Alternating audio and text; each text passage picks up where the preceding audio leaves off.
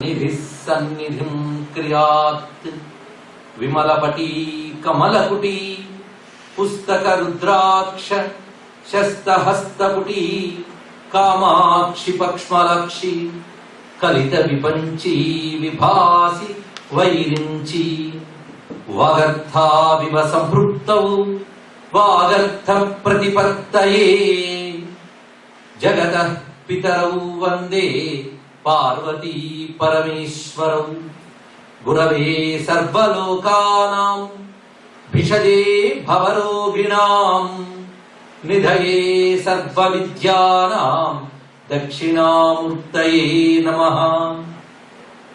नारायण समारंभां व्यासशंकर मध्यमाम् अस्मदाचार्य पर्यन्तां वंदे गुरु परंपराम्।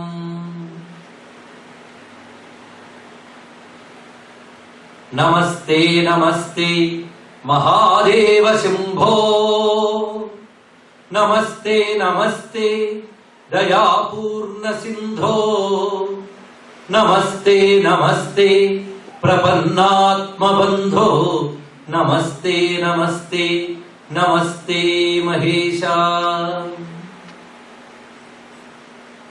शिव शिवेति शिवेति शिवेति वा भव भवेति भवेति भवेति वा हरा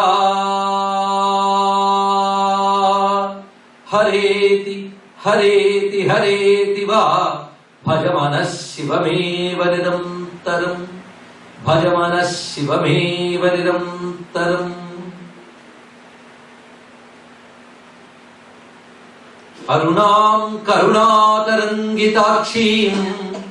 धृतपाशाङ्कुश पुष्पबाणचापाम् अणिमादिविरावृतां मयूखैः अहमित्येव विभावये भवानीम्। जय जय जगदम्ब शिवे जय जय कामाक्षि जय जयाद्रिसुते जय जय महेश दयिते जय जय चिद्गगन कौमुदीधारे। ఒక్కసారి అందరం భగవన్నామం పలికి తర్వాత విషయంలో ప్రవేశిద్దాం. శివాయ గురవే నమః శివాయ గురవే నమః శివాయ గురవే నమః శివాయ గురవే నమః శివాయ గురవే నమః శివాయ గురవే నమః శ్రీమాత్రే నమః శ్రీమాత్రే నమః శ్రీమాత్రే నమః శ్రీమాత్రే నమః శ్రీమాత్రే నమః శ్రీమాత్రే నమః శ్రీ విష్ణు రూపాయ నమః శివాయ శ్రీ విష్ణు రూపాయ నమః శివాయ శ్రీ విష్ణు రూపాయ నమః శివాయ శ్రీ విష్ణు రూపాయ నమః శివాయ శ్రీ విష్ణు రూపాయ నమః శివాయ శ్రీ విష్ణు రూపాయ నమః శివాయ. నమో మహద్భ్యో ఋషిభ్యో గురుభ్యో నమః సర్వేభ్యో దేవతాభ్యో నమో ఋషిభ్యో గురుభ్యః. ఆలయంలో వెలసి అనుగ్రహిస్తున్న సాంబశివ రాధాకృష్ణ దేవతలందరికీ నమస్కరించుకుని సౌహృదయులైన ఆత్మీయుల ముందు ఈరోజు శివశక్త్యైక్య రూపిణి లలితాంబిక అనే అంశం గురించి మాట్లాడుకోబోతున్నాం. అయితే ఆల్బకరికి శ్రోతలకి నేను కొత్త, నాకు వాళ్ళు కొత్త. ఇక్కడ కొంతమంది రెగ్యులర్ గా నా యూట్యూబ్ లో వింటున్న వాళ్ళు, లేదా ఇండియాలో విన్న వాళ్ళు, లేదా ఇతర మాధ్యమాల ద్వారా వింటున్న వాళ్ళు ఉండవచ్చు. కొందరు నిత్య నూతనంలో ఉండవచ్చు. అయితే అమెరికాకి నేను వస్తూ ఇప్పటికి 4 ఏళ్ళైంది. ఆల్బకరికి పిలుద్దామా లేదా అని సంశయించారు దంపతులు, మన జయంత్ సునీత గారు. ఎందుకంటే ఇక్కడ ఆ మిగిలిన చోట్ల వచ్చినంత మంది శ్రోతలు ఇక్కడికి వస్తారా, వారు ప్రసంగా అందిస్తారా ఒక సందేహం. 2, వారు వినటం చేత ఏర్పడిన అభిమానంతో కనీసం మా ఇంటికి వస్తే ఈ చుట్టుపక్కల ప్రాంతాలైనా చూపిస్తాం, వారితో 3-4 రోజులు ఉన్న తృప్తి కలుగుతుంది. వారి అభిమానం చూసి నేను వెంటనే అంగీకరించడం జరిగింది. ఇంకో చిన్న స్వార్థం ఏంటంటే న్యూ మెక్సికో ఈ పరిసర ప్రాంతాల్లో ఉన్న ప్రకృతి సౌందర్యాన్ని చూడాలన్న కోరిక కూడా ఉండేను. ఆ 2 ఇవాళ నిజానికి తీరే. ఒకటి న్యూ మెక్సికోకి రావడం, వారితో కలిసి విభిన్నమైన ప్రకృతి విషయాలు చూడటం. అయితే ఇక్కడికి రాగానే నాకు ఒక అద్భుతమైన సర్ప్రైజ్ ఇచ్చారు వాళ్ళు. దాంతో నేను ప్రారంభిస్తాను. అదే మీరు శివశక్తి గురించి చెప్తానని ఇవన్నీ చెప్తున్నారు ఏంటంటే, అందులో ప్రవేశించాలంటే మీకు నాకు కూడా కొంచెం వాహనం కావాలి. ఇక్కడ న్యూ మెక్సికోకు దగ్గరలో శాంటాఫే అనే ఒక ప్రాంతం ఉంది. అక్కడ ఒక మహానుభావుడు ఉన్నాడు. ఆ మహానుభావుడు గురించి నేను తరచూ ఉపన్యాసాల్లో కోట్ చేస్తుంటాను. ఆయన అనేక గ్రంథాలు రచించాడు. నా దృష్టిలో గొప్ప స్కాలర్. భారతదేశంలో పుట్టవలసిన ఎవరో మహర్షి పడమటి దేశాల నుంచి చెప్తే గానీ భారతీయులకు అర్థం కాదని ఇక్కడ పుట్టాడేమో అనిపిస్తుంది నాకు. అలాంటి ఒక వ్యక్తి, ఆయన తన పేరు మాత్రం మీరు ఇంగ్లీష్ లో పిలిచినా ఆయన మాత్రం తన పేరు వామదేవ శాస్త్రి అని చెప్తారు. నా అసలు పేరు డాక్టర్ డేవిడ్ ఫ్రాలే. ఆయన చూడాలని ఎప్పటి నుంచో నా కోరిక. ఆయన ఈ పరిసరాల్లో ఉంటారు అనుకున్నానే కానీ చూడాలని నేను అనుకోలేదు. వీళ్ళు నా ఉపన్యాసం వినడం చేత ఆయన అంటే నాకు అభిమానం తెలిసి సర్ప్రైజ్ గా దగ్గరికి తీసుకెళ్లారు. ఆయనతో సుమారు 2.5-3 గంటల సేపు నేను మాట్లాడాను. అదొక మంచి అనుభూతి. ఇన్ని పొందిన తర్వాత ఈ ప్రయాణం నాకు సార్థకమైంది, నాకు తృప్తి కలుగుతున్నది. ఈ డేవిడ్ ఫ్రాలే అనేటువంటి వ్యక్తి గురించి నేను సుమారు 15-20 ఏళ్ల క్రితం మద్రాసులో ఒక పుస్తకం చదివాను, ది రివర్ ఆఫ్ హెవెన్స్ అని. అందులో ఆయన రాసినటువంటి విషయాలు పరిశీలిస్తే భారతదేశంలో పుట్టిన మనం కూడా మన ధర్మం గురించి అంత తెలుసుకున్నామా అని పెద్ద ప్రశ్న మనకి వస్తుంది. అంత స్పష్టంగా మన భారతీయత గురించి చెప్తూ ఉన్నారు. ఆయన నిత్య శివార్చన చేసుకుంటున్నాడు. మేము వెళ్ళేటప్పుడు చూసాం శివలింగం అంతా కూడా. పైగా ఊరికి ఒక బిలీఫ్ అండ్ ఫెయిత్ కింద కాకుండా ఒక నాలెడ్జ్ తో మనదైన సంస్కృతి గురించి ఆయన అనేక గ్రంథాలు రచించారు. అందులో అమ్మవారిపై, శివుడిపై, ఇంకా హిందూ మతం, వేద మతం, వీటన్నిటి మీద గురించి అద్భుతమైన గ్రంథాలు రచించారు. అవి పాశ్చాత్యుల్ని జ్ఞానవంతుల్ని చేస్తున్నాయి, భారతీయులను కూడా చాలా స్ఫూర్తి కలిగిస్తున్నాయి. అలాంటి వ్యక్తిని ఇక్కడ కలగలిగారు.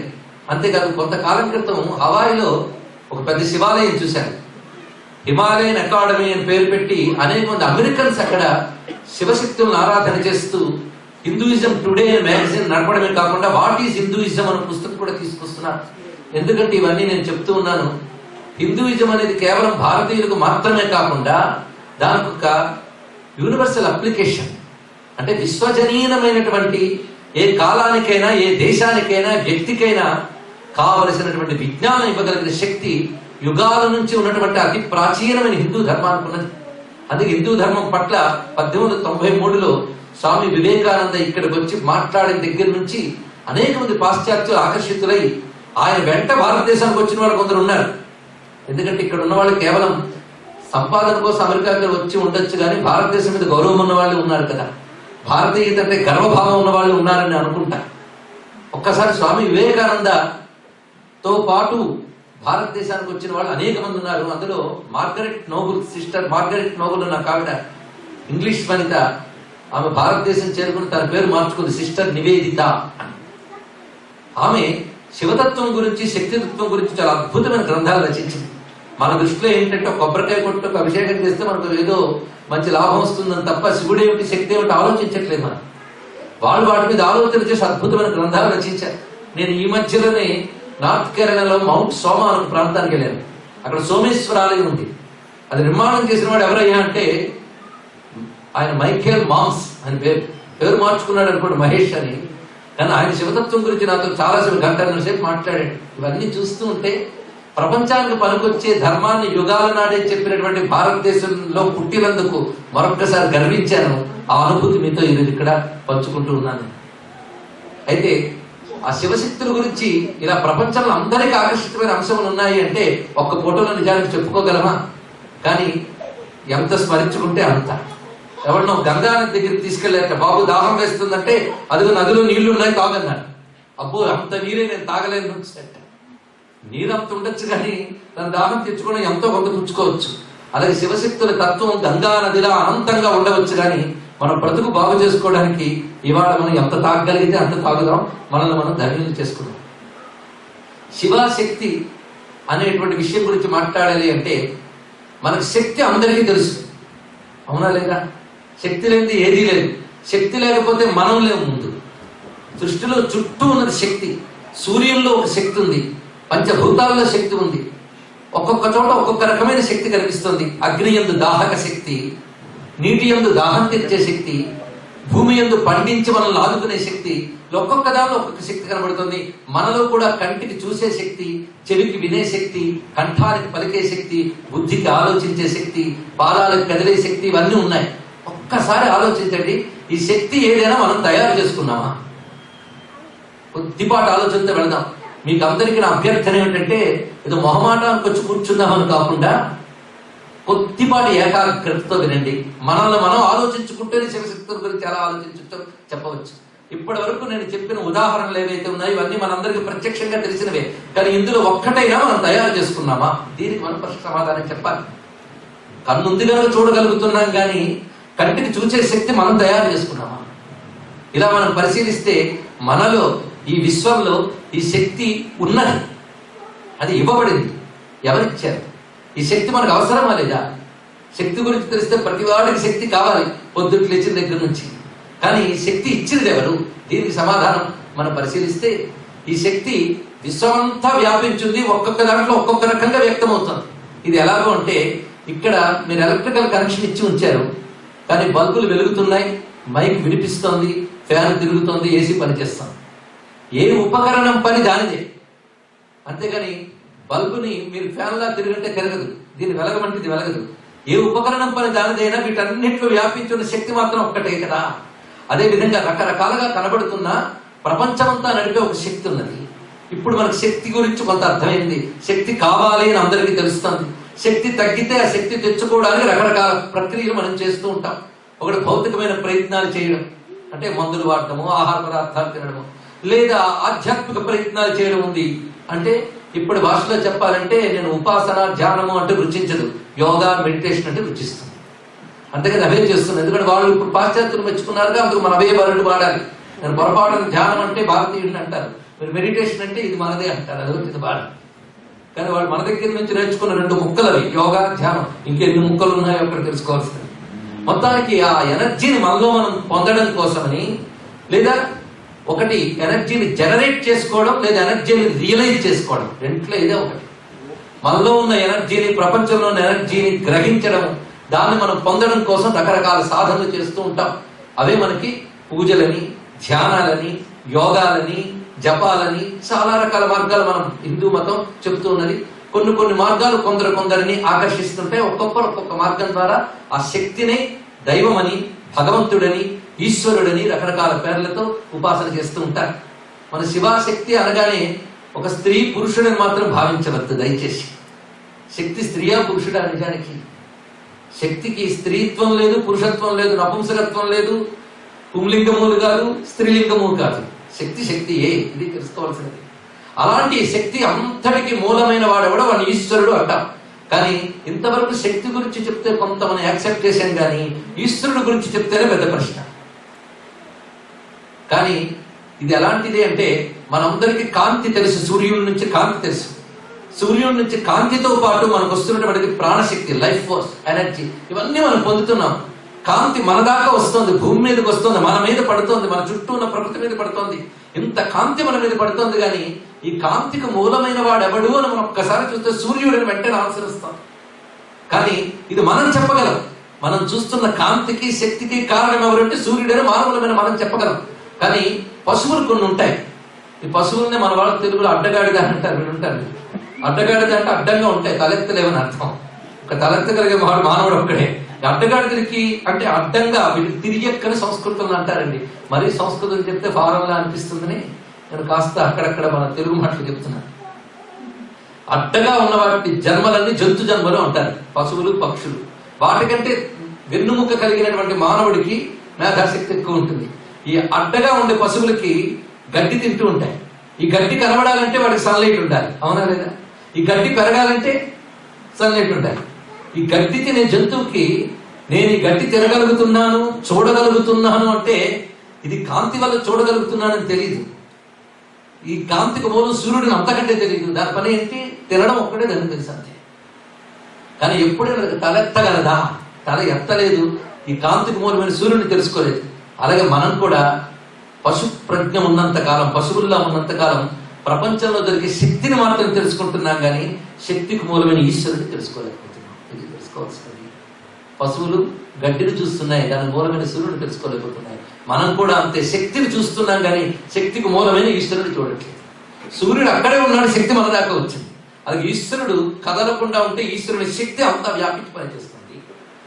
ఇప్పుడు సబ్జెక్ట్ లో వెళ్తున్నాం చూడండి. ఇప్పుడు కాంతి సూర్యుడు అని రెండు విషయాల గురించి మనం ఇంతవరకు మాట్లాడుకున్నాం. కాంతి సూర్యుడు ఈ రెండు వేరువేరా? దీనికి ఆన్సర్ మనం చెప్పే ప్రయత్నం చేద్దాం. ఈ కాంతి మన దాకా వస్తుంది, సూర్యుడు రావట్లేదు. అయితే కాంతి సూర్యుడికి టాటా చెప్పి మన దాకా వస్తుందా?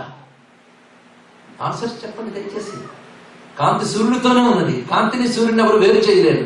అలాగే మనం చూస్తున్న శక్తి అని ఏదంటున్నామో ఇష్టమంతా అది ఆ శివునితో ఈశ్వరుడితో విడిపడకుండా ఉంది. అందుకే ఈశ్వరుడు శక్తి అని రెండు విషయాలు వచ్చాయి. ఇప్పుడు నిజానికి సూర్యుడికి కాంతికి ఎలా భేదం లేదు, ఈశ్వరుడికి శక్తికి అలా భేదం లేదు. కనుక కొందరు అంటారు ఒకడే భగవంతుడు అండి అని. ఆ మాట మేము ఒప్పుకుంటాం. ఉన్నది ఒకటే భగవంతుడు, ఆయనకున్నది అనంత శక్తి. ఇది ప్రతి వారు ఒప్పుకుంటారు కదా. కనుక భగవంతుడు అనండి, ఈశ్వరుడు అనండి, ఆయన అనంత శక్తితో విశ్వాన్ని నడుపుతున్నాడు. ఈ అనంత శక్తి ఆయన రెండు వేరువేరా? సూర్యుడు కాంతి ఎలాగ వేరువేరు కాదో ఈ శక్తి ఆయన వేరువేరు కాదు. మనందరం శక్తిని చూస్తున్నాం కానీ శక్తికి మూలమైన ఈశ్వరుడు గురించి ఆలోచిస్తే అప్పుడు మనం ప్రజ్ఞావంతులు అవుతాం, లేకపోతే పశువుల వల్లనే మనం ఉంటాం. అందుకు ఈ శక్తికి ఆ శివునికి ఉన్న ఏకత్వాన్ని మనం తెలుసుకోవడమే ఈరోజు ఉపన్యాసంలో చేసే పని. దీన్నే శివశక్త్యైక్య రూపిణి లలితాంబిక అని లలితా శాస్త్రంలో మనం చదువుతున్నాం. అమ్మవారు అంటే ఎవరయ్యా అంటే శివశక్తుల ఏకరూపం ఉంటారు అమ్మవారు. మరి అయ్యవారంటే ఆయన అంటే శివశక్తుల ఏకరూపం, ఇద్దరు ఒకటే. కనుక అయ్యని తలంచుకున్నంత కాలం అమ్మను స్మరించాలి, అమ్మని తలంచుకున్నంత కాలం అయ్యను స్మరించాలి. అయ్యా మీరు ఇప్పుడే చెప్పారు శక్తి స్త్రీ కాదు పురుషుడు కాదని, మరి అమ్మ అయ్యా అని ఎందుకు అంటున్నారంటే వెంటనే అడగచ్చు. ఒకవేళ పొరపాటునే అటెంటివ్ గా వింటే అడగండి. అది మనం థింక్ చేద్దాం. తర్వాత పురాణాలు ఏమని నేను చెప్తాను. అంత అద్భుతంగా ఆలోచన చేసుకుంటూ వెళ్ళొచ్చు. మన ఋషులు చూడండి ఎలాంటి నాలుగు యుగాల క్రితం ఇచ్చారు ప్రపంచానికి. ఎవడు ఏ మతం వాడు మాట్లాడినా ఇందులో ఉన్న భాగమే మాట్లాడాలి. అందుకే ఆనాడు వ్యాసుడు చెప్పాడు ఇక్కడ ఉన్నది ఎక్కడైనా ఉన్నది, ఇక్కడ లేదు ఎక్కడా లేదు. ఎది హాస్తి తదన్యత్ర ఎన్నే హాస్తి నతత్వచిత్ అన్నాడు భారతంలో. చూడండి ఎంత గొప్ప మాట, ఎంత ఛాలెంజ్ చేశాడు మహానుభావుడు. మీరు పరిశీలించండి ఎంత అద్భుతమైన విషయం. అందుకే స్వామి వివేకానంద 1893లో ఈ దేశంలో మొట్టమొదటి మాట్లాడినప్పుడు నేను I came from India on behalf of Hinduism which is mother of all religions అన్నాడు. వివేకానంద చెప్పిన మాట. ఆ హిందూ మతంలో అంత స్పష్టంగా అన్ని మాటలు చెప్పారు. కనుక అమ్మా అయ్యా నేను అన్నానని మరి శక్తి అంటే స్త్రీయా పురుషుడా? ఇప్పుడు దీని గురించి కొంచెం ఆలోచిద్దాం. మనం శివశక్తుల గురించి మాట్లాడితే ఒక మాట అంటామండి, జగన్మాతా పితరుడు అని. కాళిదాస మహాత్ముడు కూడా తన యొక్క రఘువంశ కావ్యంలో వాగర్థాలు సంపృక్తం వాగర్థ ప్రతిపత్తయే జగత పితరో వందే పార్వతీ పరమేశ్వరు అన్నాడు. అంటే సర్వ జగత్తుకి తల్లి తండ్రి ఎవరు? పార్వతీ పరమేశ్వరుడు అని అన్నాడు. ఇదే మాటను తీసుకుని మనకి పోతన గారు నమ్మితి నామ నమ్మున సనాతనులైన ఉమా మహేశులన్ మిమ్ము పురాణ దంపతుల మేలి భజింతు గదమ్మ మేటి పెద్దమ్మ దయాంబురాశివి కదమ్మ హరిన్ పతిజేయుమమ్మ నిన్నమ్మిన వారికి అన్నటికి నాశము లేదు కదమ్మ ఈశ్వరి అని కీర్తించారు మహానుభావులు. అక్కడ ఏమన్నారు? మిమ్ము పురాణ దంపతుల, మీరు ఆది దంపతులమ్మా అని అన్నారు. ఇక్కడ చూసారా, దంపతులు భార్యాభర్త అమ్మ అయ్యా. మరి శక్తికి రూపం లేదన్నారు కదా, మరి ఇదంతా ఏమిటండి అంటే ఎందుకు వాళ్ళని అమ్మ అయ్యా అన్నారో కూడా నేను చెప్తాను చూడండి. అమ్మ అయ్యా అంటే ఫార్ము షేపు కాదు. అమ్మ అంటే ఏమిటో అయ్యా అంటే ఏమిటో మీరు ఆలోచించండి. అమ్మ అంటే కాజ్ ఆఫ్ అస్, అంతే కదా. మనకి కారణమైన దాన్ని అమ్మ అంటాం. మనం ఎవరి నుంచి కలిగామో వాళ్ళే అమ్మ అయ్యా, వీళ్ళిద్దరే కారణంగా మనకి. కానీ అమ్మ అయ్యా అంటే మనకు కారణమైన వాళ్ళు, ఇది మొదటిది. రెండవది మనల్ని పోషించిన వాళ్ళు, మనల్ని రక్షిస్తున్న వాళ్ళు, మనల్ని ప్రేమించే వాళ్ళు. తల్లిదండ్రులు ఒక్కరే చివరి వరకు మనల్ని ప్రేమిస్తారు బతుకున్నంతకాలం. మనం వాళ్ళని ప్రేమిస్తామో లేదో మనకు తెలియదు. కానీ తల్లిదండ్రులు మాత్రం మరణించే వరకు పిల్లల్ని ప్రేమిస్తూనే ఉంటారండి. అందుకు మహానుభావుడు తెలుగులో గొప్ప మాట చెప్పాడు, నీరుని కిందకి పారమని ఎవరు చెప్పక్కర్లేదు, పైకి పారవడానికి మాత్రం చెప్పాలి. అంటే మోటార్స్ పెట్టాలి. నీరు కింద పారడానికి మోటార్స్ అక్కర్లేదు, ఆటోమేటిక్గా కింద పడిపోతుంది. అలాగే తల్లిదండ్రుల్ని పిల్లల్ని ప్రేమించండి అని వాళ్ళకి ఉపన్యాసాలు చెప్పక్కర్లేదు, అవునా లేదండి? మీ పిల్లల్ని బాగా ప్రేమించండి, బాగా సాకండి అని అప్పుడు ఉపన్యాసం ఇంతవరకు ఇచ్చాడా? ఇవ్వలేదు. కానీ పిల్లలకి మాత్రం మాతృదేవోభవ పితృదేవోభవ అని పాఠాలు చెప్పారు. అంతేనండి, ప్రతివాడు తన కాజుని మర్చిపోతాడు, తను రక్షించేవాడు మర్చిపోతాడు. కానీ ఆ తల్లిదండ్రులు మాత్రం మర్చిపోరు. అందుకే వాటర్ కింద పడడానికి మాత్రం మోటార్లు అక్కర్లేదు, వాటర్ పైకి వెళ్ళాలంటే మోటార్లు కావాలి. అలాగే మనం మనకి కారణమైన తల్లిదండ్రుల వైపు చూడాలంటే గురువులు ఉపదేశాలైన మోటార్లు మనకు కావాలి, అప్పుడు మనం పైకి వెళ్ళగలం. అది మనం గ్రహించవలసిన అంశం. అందుకే ఈ తల్లిదండ్రులు పిల్లల్ని ఎలా ప్రేమిస్తారో అలాగే ప్రపంచాన్నంతటి ప్రేమిస్తున్న వాళ్ళు ఎవరు? ఒక్కసారి ఆలోచించండి. తల్లిదండ్రులు అన్నం పెడుతూ ఉంటే అమ్మ ప్రేమగా అన్నం పెట్టింది అనాలి కానీ వడ్డించిన కంచంలో అన్నం మాత్రమే చూస్తామా? వడ్డించిన అమ్మని చూడమా? మీరు వడ్డించినటువంటి అన్నం కనబడచ్చు, కానీ అమ్మ ఏ ప్రేమతో వడ్డించిందో ప్రేమను కూడా తెలుసుకోవాలి కదా. కానీ ప్రేమ మీకు ఫిజికల్ గా అన్నంలా కనబడట్లేదు. You have to feel it. అదేవిధంగా భగవంతుడు ఇచ్చిన పదార్థాలు వడ్డించిన విస్తరలో అన్నంలా కనబడుతున్నాయి, కానీ ఆయన ఏ ప్రేమతో ఇది వడ్డిస్తున్నాడు ఆ ప్రేమను తెలుసుకోవాలి. మనం అడిగేమనా సూర్యుడు చంద్రుడు పంచభూతాలు ఇవన్నీ సృష్టించాడు. మనం అడిగేమనా కంటికి చూపు చెవికి వినికిడి ఇచ్చాడు. ఇవన్నీ దేనితో ఇచ్చాడు? మనం ఇవన్నీ ఇవ్వడం వల్ల ఎవరికైనా ఫీజు కొడుతున్నామండి? చెప్పండి. మీ ఇంట్లో లైట్ కావాలన్నా మీ ఇంట్లో ఫ్యాన్ కావాలన్నా ప్రతి నెల పే చేస్తున్నారా లేదా? ఇక్కడ పే సిస్టమ్స్ నాకు తెలియదు కానీ పే చేస్తున్నారు. కార్డులతోనో దేనితోనో అందరూ పే చేస్తున్నారు. లైట్ కావాలన్నా, ఎయిర్ కావాలన్నా, వాటర్ కావాలన్నా, ఎగ్జిస్టెన్స్ కావాలన్నప్పటికీ కూడా యు ఆర్ పేయింగ్ సంథింగ్. కానీ ఇవన్నీ పరమాత్మ మనకి అంత సూర్యకాంతిని ఇంత గాలిని ఇచ్చాడు, ఏం పే చేస్తున్నారు? ఇది ఆలోచించగలిగితే ఆయన మన నుంచి ఏమి కోరుకుని చేయట్లేదు. అది ప్రేమ అండి. తల్లిదండ్రులు పిల్లాడితో ఇస్తాడని ప్రేమించిన వాళ్ళ ప్రవృత్తి. అలా తల్లిదండ్రులకు పిల్లల మీద ఎలాంటి ప్రేమ ఉన్నదో భగవంతుడికి ప్రపంచం మీద అలా ప్రేమ ఉంది. కనుకనే మనం భగవంతుడిని తల్లిదండ్రుల్లో చూస్తాం. మన సంస్కృతికి ఉన్న గొప్పతనం ఇది. అందుకే భగవంతుడిని అమ్మా నాన్న అని అన్నామంటే మనలాగా స్త్రీ పురుషుడు అని కాదు, మనందరికీ కారణమైన వాళ్ళు, మనం పోషించే వాళ్ళు, మన మీద నెపము లేని ప్రేమ, లవ్ వితౌట్ ఎనీ కాస్ట్. అలాంటి ప్రేమ కలిగినటువంటి వారు కనుక వాళ్ళని మనం భగవంతుడినే తల్లిదండ్రులుగా కొలుచుకుంటున్నాం. అందుకే భారతీయ సంస్కృతిలో 2 భాగాలు ఉన్నాయి. తల్లిదండ్రులను భగవంతుడిగా కొలుచుకుంటారు, భగవంతుడిని తల్లిదండ్రులుగా కొలుచుకుంటారు.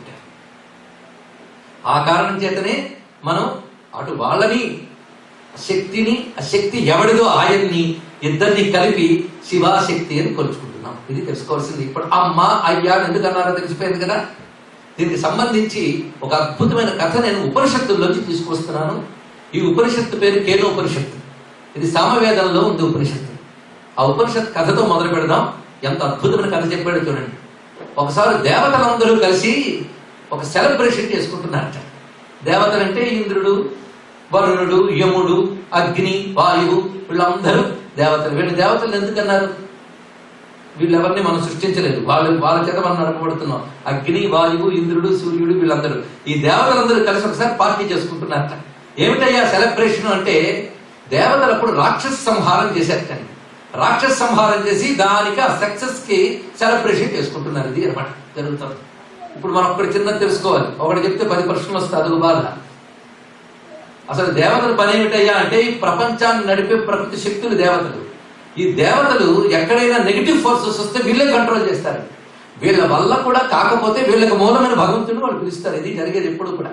కానీ ప్రతిసారి విష్ణువును అమ్మవారిని పిలవరు. మరి దేవతల పని ఏంటంటే స్వర్గంలో కూర్చుని సుఖాలను అనుభవించడం అనుకున్నారా? దేవతల పని ఏంటంటే ప్రపంచాన్ని నడపడానికి భగవంతుడి చేత అపాయింట్ చేయబడినటువంటి అథారిటీ పుచ్చుకున్నటువంటి వాళ్ళు దేవతలు. వాళ్ళు అగ్ని, వాయు, సూర్య, చాలా మంది దేవతలు ఉన్నారండి. ఇది తెలుసుకోవాల్సింది. ఈ దేవతలందరూ ఒకసారి అసుర సంహారం చేసేట. చేసిన దానికి సక్సెస్ కి సెలబ్రేషన్ చేసుకుంటున్నారు. సెలబ్రేషన్ మొదలైంది. ఒక్కొక్కరు కూడా కబుర్లు ఆడుకుంటున్నారు. అసలు ఈ పార్టీలన్నీ దేనికి చేస్తారు అంటే ఒకడు గొప్ప ఒకడికి చెప్పుకోవడానికి, ఇంక దేనికి కాదు కదా, మనకు తెలిసిందే. అలా వాడు చెప్తున్నట్టు ఒక్కొక్కడు, మనం భలే చేసాం కదా, ఈసారి రాక్షసులందరినీ భలే ఓడించాం కదా అనుకున్నట్ట. అందులో అవను అందరం బాగా చేశాను, కానీ నేను అందరికంటే కొంచెం ఎక్కువ చేశాను కదా అన్నట్టు అగ్నిదేవుడు. మొదలవుతాయండి ఇలాగే. ఏంటయ్యా నువ్వు చేసింది అంటే, మరి నేను లేకపోతే ఇదే జరుగుతుందా? నేను మంట పుట్టించాను, వేడి పుట్టించాను, ఒక్కొక్కరిని తగలబెట్టాను కదా అన్నట్ట అగ్నిదేవుడు. అవునవును నిజమేలే అన్నట్టు వీళ్ళు. అప్పుడు వాయుదేవుడు వచ్చి ఒక ఫ్రెండ్ కొంచెం ఆగన్నట్ట. నువ్వు గొప్ప పని చేస్తావు కాదన్నా, కానీ నేను హెల్ప్ లేకపోతే నువ్వు ఎవరు చేయగలవా? ఒక్కసారి ఆలోచించాను. మంట రగలాలన్నా నా సహాయం కావాలి, మంట స్ప్రెడ్ కావాలన్నా నా యొక్క సహాయం కావాలి. నేను లేకపోతే నువ్వు చేయగలవా అన్నట్ట. పైగా నీకు హెల్ప్ చేసి ఇంత చేశాను, నేను ఒక్కడిని ఇండివిజువల్ గా చాలా చేశాను అన్నట్ట. ఏంటి చేశావయ్యా అంటే, ఎగరగొట్టాను ఒక్కొక్కడిని కూడా. ఎలా ఎగరగొట్టానంటే, నేను కానీ తలంచుకుంటే చెట్లని, మానుల్ని, వృక్షాలని, రకరకాల గాలులు ఉన్నాయి కదా, సుడిగాలి, వడగాలి, మీరే చెప్పగలరు నాకంటే. ఇలా రకరకాలుగా నేను విజృంభించాను. అంత చేశాను కదా, అలా చేసి నేను రాక్షసుని సంహరించాను అన్నాడు. ఓహో చాలా బాగుంది అనుకుని వరుణుడు వచ్చాడు. మీ ఇద్దరు గొప్పవాళ్లే కానీ నేనేం తక్కువ తిన్నానా? నేను రకరకాల వర్షాలు కురిపించాను, సుడిగాలతో జడివాన, మహామహా వర్షాలు, కుంభవృష్టి కురిపించాను, రాములు సృష్టించాను, మొత్తం చేసి వాళ్ళందరూ ఉక్కిరి బిక్కిరి చేసేసాను కదా, మరి నేను గొప్పవాడిని అన్నట్ట. వెంటనే ఎవడు వచ్చాట, వచ్చి అందరూ గొప్పవాళ్ళే కానీ మీరు చేశాక నేను సంతకం పెట్టకపోతే ఒక్కడి సాక్ష్యం కాదు కదా, అందరూ పూర్తి కావాలంటే మరి గాడ్ ఆఫ్ డెత్ నేను ఉండాలి కదా అన్నట్ట. అయితే ఇందరూ ఇన్ని మాట్లాడుతున్నారు. ఈ లోపల హఠాత్తుగా వాళ్ళ మధ్య ఒక శబ్దం వచ్చింది. చూడండి, కొందరు అంటుంటారు నేను దేనికి భయపడినంటే భయపడవా అంటే భయపడుతుంట. అలాగా వీళ్ళందరూ గొప్ప చెప్తూ ఉంటే హఠాత్తుగా ఒక సౌండ్ వచ్చింది, శబ్దం. ఆ శబ్దం రాగానే వీళ్ళు ఎక్కడొచ్చిందో అని చూశారట. ఆ శబ్దంతో పాటు పెద్ద జ్యోతి కనబడుతుంది, మహాకాంతి. ఏమిటి ఆశ్చర్యం, ఈ కాంతి ఏమిటి, జ్యోతి ఏమిటి? మనమే గొప్ప అనుకుంటుంటే, మనల్ని మించిన వాళ్ళు లేరనుకుంటుంటే ఇది ఎక్కడి నుంచి వచ్చింది అనుకున్నట్ట. అలా చూడటం మొదలెట్టారు ఆ కాంతిని. ఆ కాంతి అలా కొంతసేపటికి ఆ కాంతి మధ్యలో ఒక పురుషుడు కనబడ్డాట. ఈ కథను మీరు జాగ్రత్తగా వింటే మొత్తం మన హిందూ ధర్మం అంటే ఏంటో అర్థమవుతుంది. Just concentration is required. ఒక మహాకాంతి కనబడింది. ఆ కాంతికి ఏ రూపము లేదు, కానీ ఆ కాంతి అలా చూస్తూ ఉంటే ఆ కాంతి లోపల ఒక రూపం కనబడింది. ఆ రూపం ఎలా ఉందో వీళ్ళకు నిర్వచించలేకపోతున్నారు. ఇంతవరకు ఇప్పుడు కని విని ఎరగలేదు. పైగా చూస్తూ ఉంటే అందరికి పూజింప బుద్ధి వేసిందిట. పూజించాలి అనిపించింది. అందరూ దండం పెడుతున్నారు, ఎంత గొప్పగా ఉంది. అందుకు పూజించాలని బుద్ధి పుట్టింది కనుక దానికి ఒక పేరు పెట్టేట. యజనము అంటే పూజ అని అర్థం. యజనము చెయ్యాలనిపించింది కనుక యక్ష అనుకున్నారు. ఇది ఒక యక్ష రూపంగా కనిపించింది. యక్ష అంటే రెస్పెక్టెడ్ అని అర్థం. అందుకు ఈయన పూజింపదగ్గవాడు యక్షుడేదో అనుకున్నారు. అనుకుని ఈయన ఎవరా అని ఆలోచిస్తున్నారట. ఆఖరికి అడిగారు, మహానుభావా నువ్వు ఎవరు అని అడిగారు. అడిగితే నేను ఎవరినో తర్వాత చెప్తాను, మీ గొప్పలు వింటూ ఉంటే ఉండబట్టలేదు వచ్చిన. ఇప్పుడు మీ గొప్పతనాన్ని నేను టెస్ట్ చేస్తా, పరీక్ష చేస్తాను అన్నాడు. మీరు సిద్ధమేనా అని అడిగాడు. మీరు సిద్ధమే అన్నట్టు ఒక్కొక్కరు. అయితే ఆ వచ్చినటువంటి యక్షుడు ఏం చేశాడంటే ఒక ఎండిపోయిన గడ్డి పరక, తెలుసా అండి గడ్డి పరక అంటే ఏంటో మీకే తెలుసు, ఎండిపోయింది డ్రై, దాన్ని అక్కడ పెట్టేట. పెట్టి దీని మీద మీ ప్రతాపాలు చూపించండి అన్నాడు. ముందు అగ్నిదేవుడు పిలిచాడు. ఆయనే కదా అందరి కింద లీడర్లా ముందు మాట్లాడాడు. ఆయన పిలిచాడు, నీ కెపాసిటీస్ ఏమిటని అడిగాడు. నేను దేనినైనా తగలబెడతానయ్యా, డాబాగ్ని అంటారు, బడబాగ్ని అంటారు, ఈ అగ్ని అంటారు, ఆ అగ్ని అంటారు, దేనినైనా తగలబెడతాను, ఎంత ఉండే అంత కాగలను నేను. అవకాశం ఇవ్వాలి కానీ లోకాలను కూడా తగలబెట్టే ప్రళయాగ్ని కూడా నేనే అన్నాడు. ఇక్కడ చాలా చెప్పాడు, చాలా బాగుంది, కానీ గడ్డి పరక తగలబెట్టాను.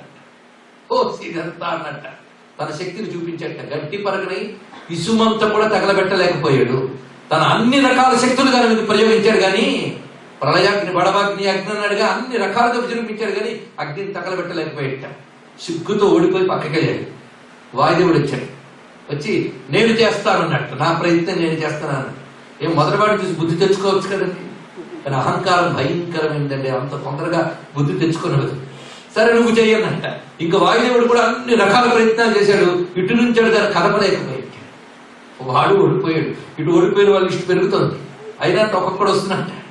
వరుణుడు వచ్చాడు, తడుపుదామని ప్రయత్నించాడు. వరుణుడు అన్ని రకాల ప్రయత్నాలు చేశాడు, కానీ తను తడపలేకపోయాడు. వాడు ఓడిపోయాడు. ఇలా ఎన్ని ప్రయత్నాలు చేసినా వల్ల కావడం లేదు. ఇదంతా చూసేట్టు దేవతల హెడ్, ఆయన పేరేమిటి? ఒకరో ఇద్దరు చెప్పారు మన పురాణిక టెస్ట్. దేవతలకి హెడ్ ఎవడు?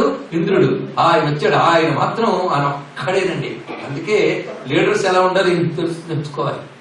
ఆయన ఒక్క పని చేసేది ఏంటంటే, ఆయన తన అహంకారాన్ని ప్రదర్శించకుండా వస్తూనే చేసిన పని ఏంటంటే మోకాళ్ళ మీద కూర్చుండిపోయి 2 చేతులు దండం పెట్టి, మహానుభావ నువ్వు ఎవరు ఏమిటో చెప్పు, మమ్మల్ని పరీక్షించడానికి వచ్చిన వాడు నువ్వు ఎవరో చెప్పు, నీకు శరణు వేడుతున్నాను, నమస్కరిస్తాను, సరెండర్ అని.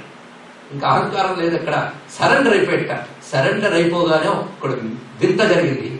అంతవరకు కనబడుతున్న పురుష రూపం మాయమైపోయింది. కాంతి అలాగే ఉంది, ఆ లైట్. అందులో కనబడుతున్న పురుష స్వరూపం మాత్రం మాయమైపోయిందిట. ఏమిటా ఎక్కడికి వెళ్ళిపోయాడా దండం పెడితే అనుకుంటూ ఉంటే, ఆ పురుష రూపం స్థానంలో, ఆ ప్లేస్ లో ఒక స్త్రీ కనబడింది. ఇక్కడ ఉపనిషత్తు అంత గొప్ప మంత్రం చెప్పిందంటే, సతస్మిన్నేవాకాశే స్త్రియమాజగామా. అక్కడ ఒక స్త్రీ మూర్తి కనబడిందిట. అమ్మా నువ్వెవరు? ఇందాక కనబడ్డ ఆయన ఎవరు? ఈ జ్యోతి ఏమిటి? నాకేం అర్థం కావట్లేదు తల్లి, అసలు ఎందుకు వచ్చారు మీరు అని అడిగితే, ఆ జ్యోతి ఏదైతే కనబడిందో ఆ జ్యోతి ఏదో కాదయ్యా, మీ అందరిలో వ్యాపించిపోయినటువంటి చైతన్యము. దీన్ని మీరు పవర్ అనండి, ఎనర్జీ అనండి, కాన్షియస్నెస్ అనండి, ఏదైనా అనండి, ఒక చైతన్యం. It's an energy. అది ఆల్ పర్వేడింగ్ ఎనర్జీ, అన్నిట్లో వ్యాపించున్నది. మీ అందరిలో ఉన్నది ఆ ఎనర్జీవే.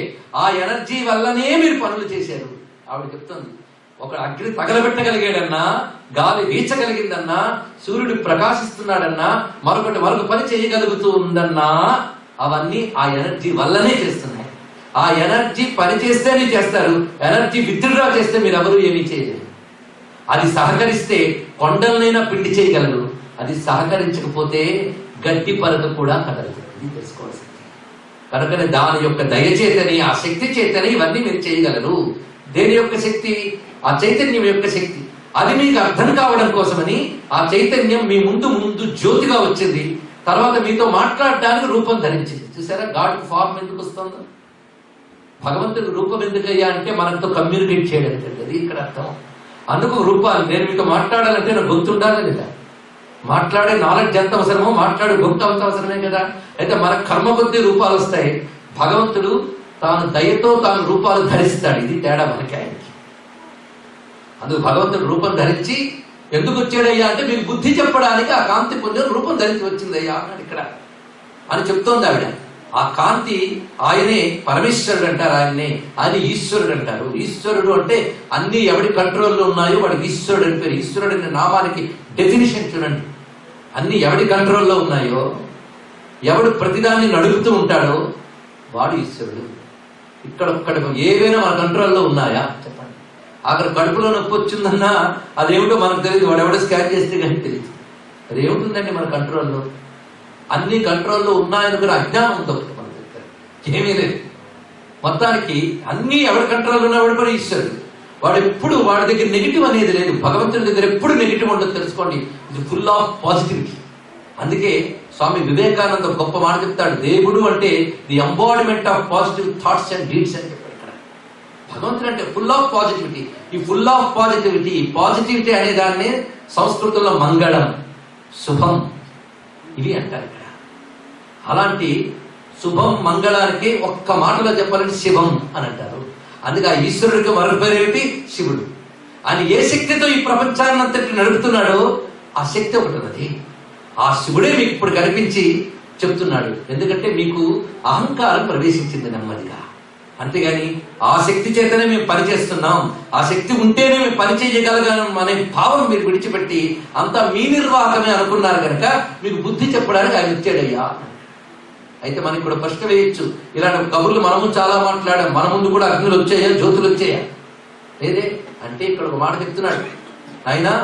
రాక్షసుల్ని శిక్షించడానికి టైం తీసుకోవచ్చు, దేవతలను మాత్రం వెంటనే శిక్షించాలి. ఎందుకంటే ఎవరైతే గొప్ప వాళ్ళు వాళ్ళని వెంటనే బాగు చేయాలి, లేకపోతే పాడైపోతారట. ఎలాగో పాడైన వాళ్ళు పాడవుతుంటే కొంత టైం చూడొచ్చు, పర్వాలేదు. అందుకు వీళ్ళు దేవతలు. ముందు దేవతలు బాగుంటే మిగిలిన వాళ్ళు బాగుంటారు కదా దేవతలు. అందుకే ఒక్క మాట అంటుందండి ఇక్కడ కనబడుతున్న అమ్మవారు. ఎంత గొప్పగా చెప్తారంటే ఈ మాట అలాగే నోట్ చేసుకోవచ్చు మీరు, కొటేషన్ లాగా. అహంకారం ప్రవేశిస్తే అమరులు కూడా అసురులు అయిపోతారు. ఏ మాట అహంకారం లోపల ప్రవేశించిందా అంటే అన్ని నా నిర్వాహకము అని మన లోపలికి వచ్చిందా వెంటనే దేవతలైనా రాక్షసులు అయిపోతారండి. అసలు దేవతలకి రాక్షసులకి తేడా తెలుసా? ఆ రోజుల్లో దేవతలు అనేవాడు ఉండేవారటండి, రాక్షసులు కూడా ఉండేవారటండి. మరి ఇప్పుడు లేరా? ఇప్పుడు ఉన్నారట. దేవతలు రాక్షసులు మీకు తెలియాలంటే భగవద్గీతలో 16వ అధ్యాయం చదవండి. Divine qualities and negative qualities రెండే చెప్తున్నారు. అదే దేవతలు రాక్షసులు అంటే. ఎవరిలో అయితే డివైన్ క్వాలిటీస్ ఉంటాయో వాడిలో అహంకారం ఉండదు, భగవంతుడికి భక్తి ఉంటుంది, సద్గుణాలు ఉంటాయి, వర్చ్యూస్ అన్ని వాళ్ళకి ఉంటాయి. అది తెలుసుకోవాలి. అందుకే దేవతలకు సురలు అని పేరు, రాక్షసులకు అసురులు అని పేరు. ఎప్పుడైనా ఈ పదాలకు అర్థం ఆలోచించారా? సుర అంటే ఏమిటి? ఒక ఆవిడ చెప్పింది ఆ మధ్య, సుర అంటే సురాపానం చేసేవారు సురుడే. మన దౌర్భాగ్యాలు వాడికి అంట కట్టదు.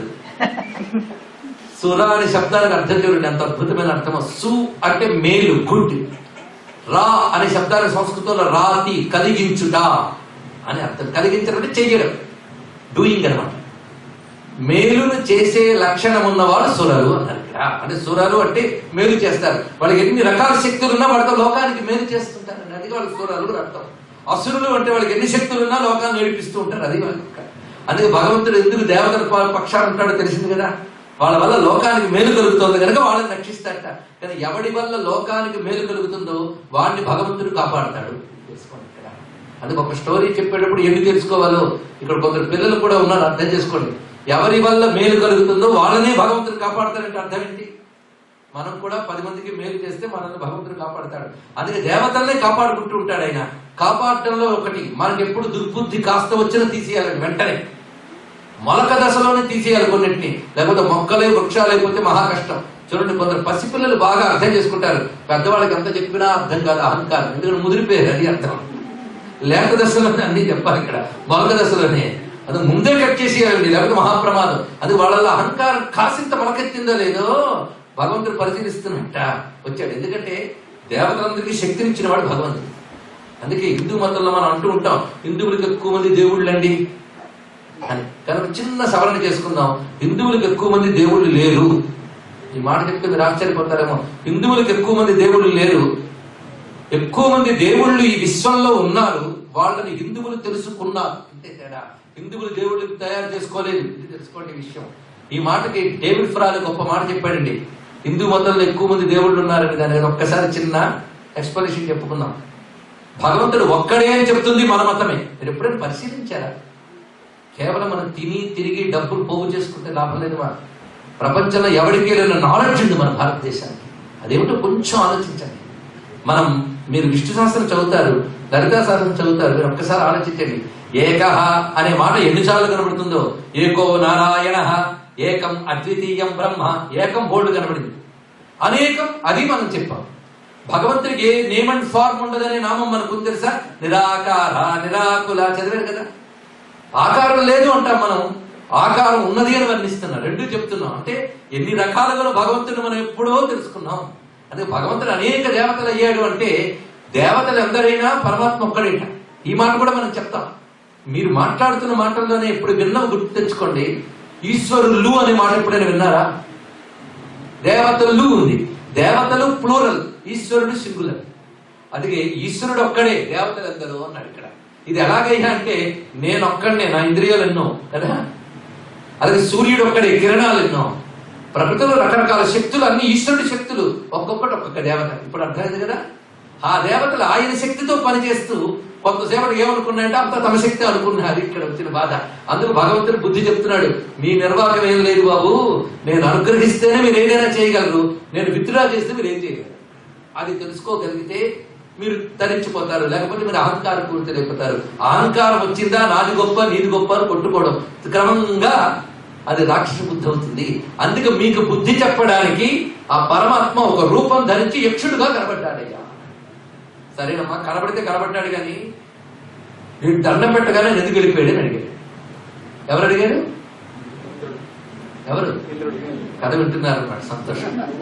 ఇంద్రుడు అడిగాడు, గొప్పవాడు, అన్ని బాగున్నాయి, ఎందుకు వెళ్ళిపోయాడు? ఆయన ఎందుకు వెళ్ళిపోయాడు, నువ్వెందుకు వచ్చావు అన్నాడు. ఇక్కడ ఉందండి సరైన ఆన్సర్. ఆయన వెళ్ళలేదు, నేను రాలేదు. నువ్వు ఎప్పుడైతే నమస్కరించి వేడుకున్నావో, ప్రార్థన చేసావో, సరెండర్ అయ్యావో, ఆయనకి దయ పుట్టింది. దయ అంటే తెలుసు కదా, కైండ్నెస్. ఆయనకి దయ పుట్టింది. ఆయనకి దయ పుట్టగానే ఆ దయ నేనై వచ్చాను, తెలిసింది కదా. కనుక అమ్మవారు అంటే ఎవరు? పరమేశ్వరుడి దయ. దయ, కైండ్నెస్ అండ్ గ్రేస్, అదే లవ్. అంతే, లవ్ బై గ్రేస్, కైండ్నెస్ అని వాళ్ళు కాదు ఇక్కడ. ప్రేమ, ప్రేమ, ప్రేమ అనే మాట తెలుసు కదా, అదే ఎక్కువ తెలుసు మనకి అన్ని భాషల కంటే, ఎందుకంటే సినిమా వాళ్ళ దయ వల్ల. కానీ అమ్మవారి పేరు ప్రేమ, తెలుసా? ప్రేమ రూప ప్రియంకరి చదివారు కదా ఎక్కడ? లలితా శాస్త్రంలో. ప్రేమ భగవంతుడు. వేదం చెప్పింది ప్రేమ, ప్రేమ, ప్రేమ, ప్రేమ. ప్రేమయే భగవంతుడుట. ఈ ప్రేమ అనే వరుడు కూడా దాని ప్లేస్మెంట్ బట్టి పేరు మారుతూ ఉంటుందండి, ఇది తెలుసుకోవాలి. ఆ ప్రేమ ఒకే స్టేటస్ లో ఉన్న ఇద్దరి మధ్య ఉంటే స్నేహం దాని పేరు. అదే తల్లిదండ్రులకి పిల్లల మీద ప్రేమ ఉంటే వాత్సల్యం, పిల్లలకి తల్లిదండ్రుల మీద ఉంటే వినయం. అలాగే ఒక స్త్రీ పురుషుల మధ్య ప్రేమ ఉంటే ప్రణయం, ఒక్కొక్క దానికి పేరు. అలాగే భగవంతుడికి మనపై ప్రేమ ఉంటే దయ అని పేరు. ప్రేమ అన్నా దయ అన్నా ఒకటే. భగవంతుడి ప్రేమయే దయ. ఇంతవరకు తెలిసింది కదా. భగవంతుడిపై మనకి ప్రేమ ఉంటే భక్తి, ఇది తెలుసుకోండి. కనుక ప్రేమ ప్లేస్మెంట్స్ బట్టి పేరు మారుతుంది కనుక ప్రేమ. ఇప్పుడు చూద్దాం భగవంతుడి ప్రేమ. ఇంకో మాట ఇందాక చెప్పాం, భగవంతుడి శక్తి అని. ఇప్పుడు భగవంతుడి ప్రేమ, భగవంతుడి శక్తి ఈ రెండు వేరువేరా? నేను క్వశ్చన్స్ ఎందుకు వేస్తున్నానంటే ఆలోచిస్తూ ఉంటే అర్థమవుతుంది మన అద్భుతమైన విజ్ఞానం. అందుకే మనకు కేవలం ఫెయిత్ అండ్ బిలీఫ్ కాదు, ఇట్స్ ఫుల్ ఆఫ్ నాలెడ్జ్ అని చెప్పారు.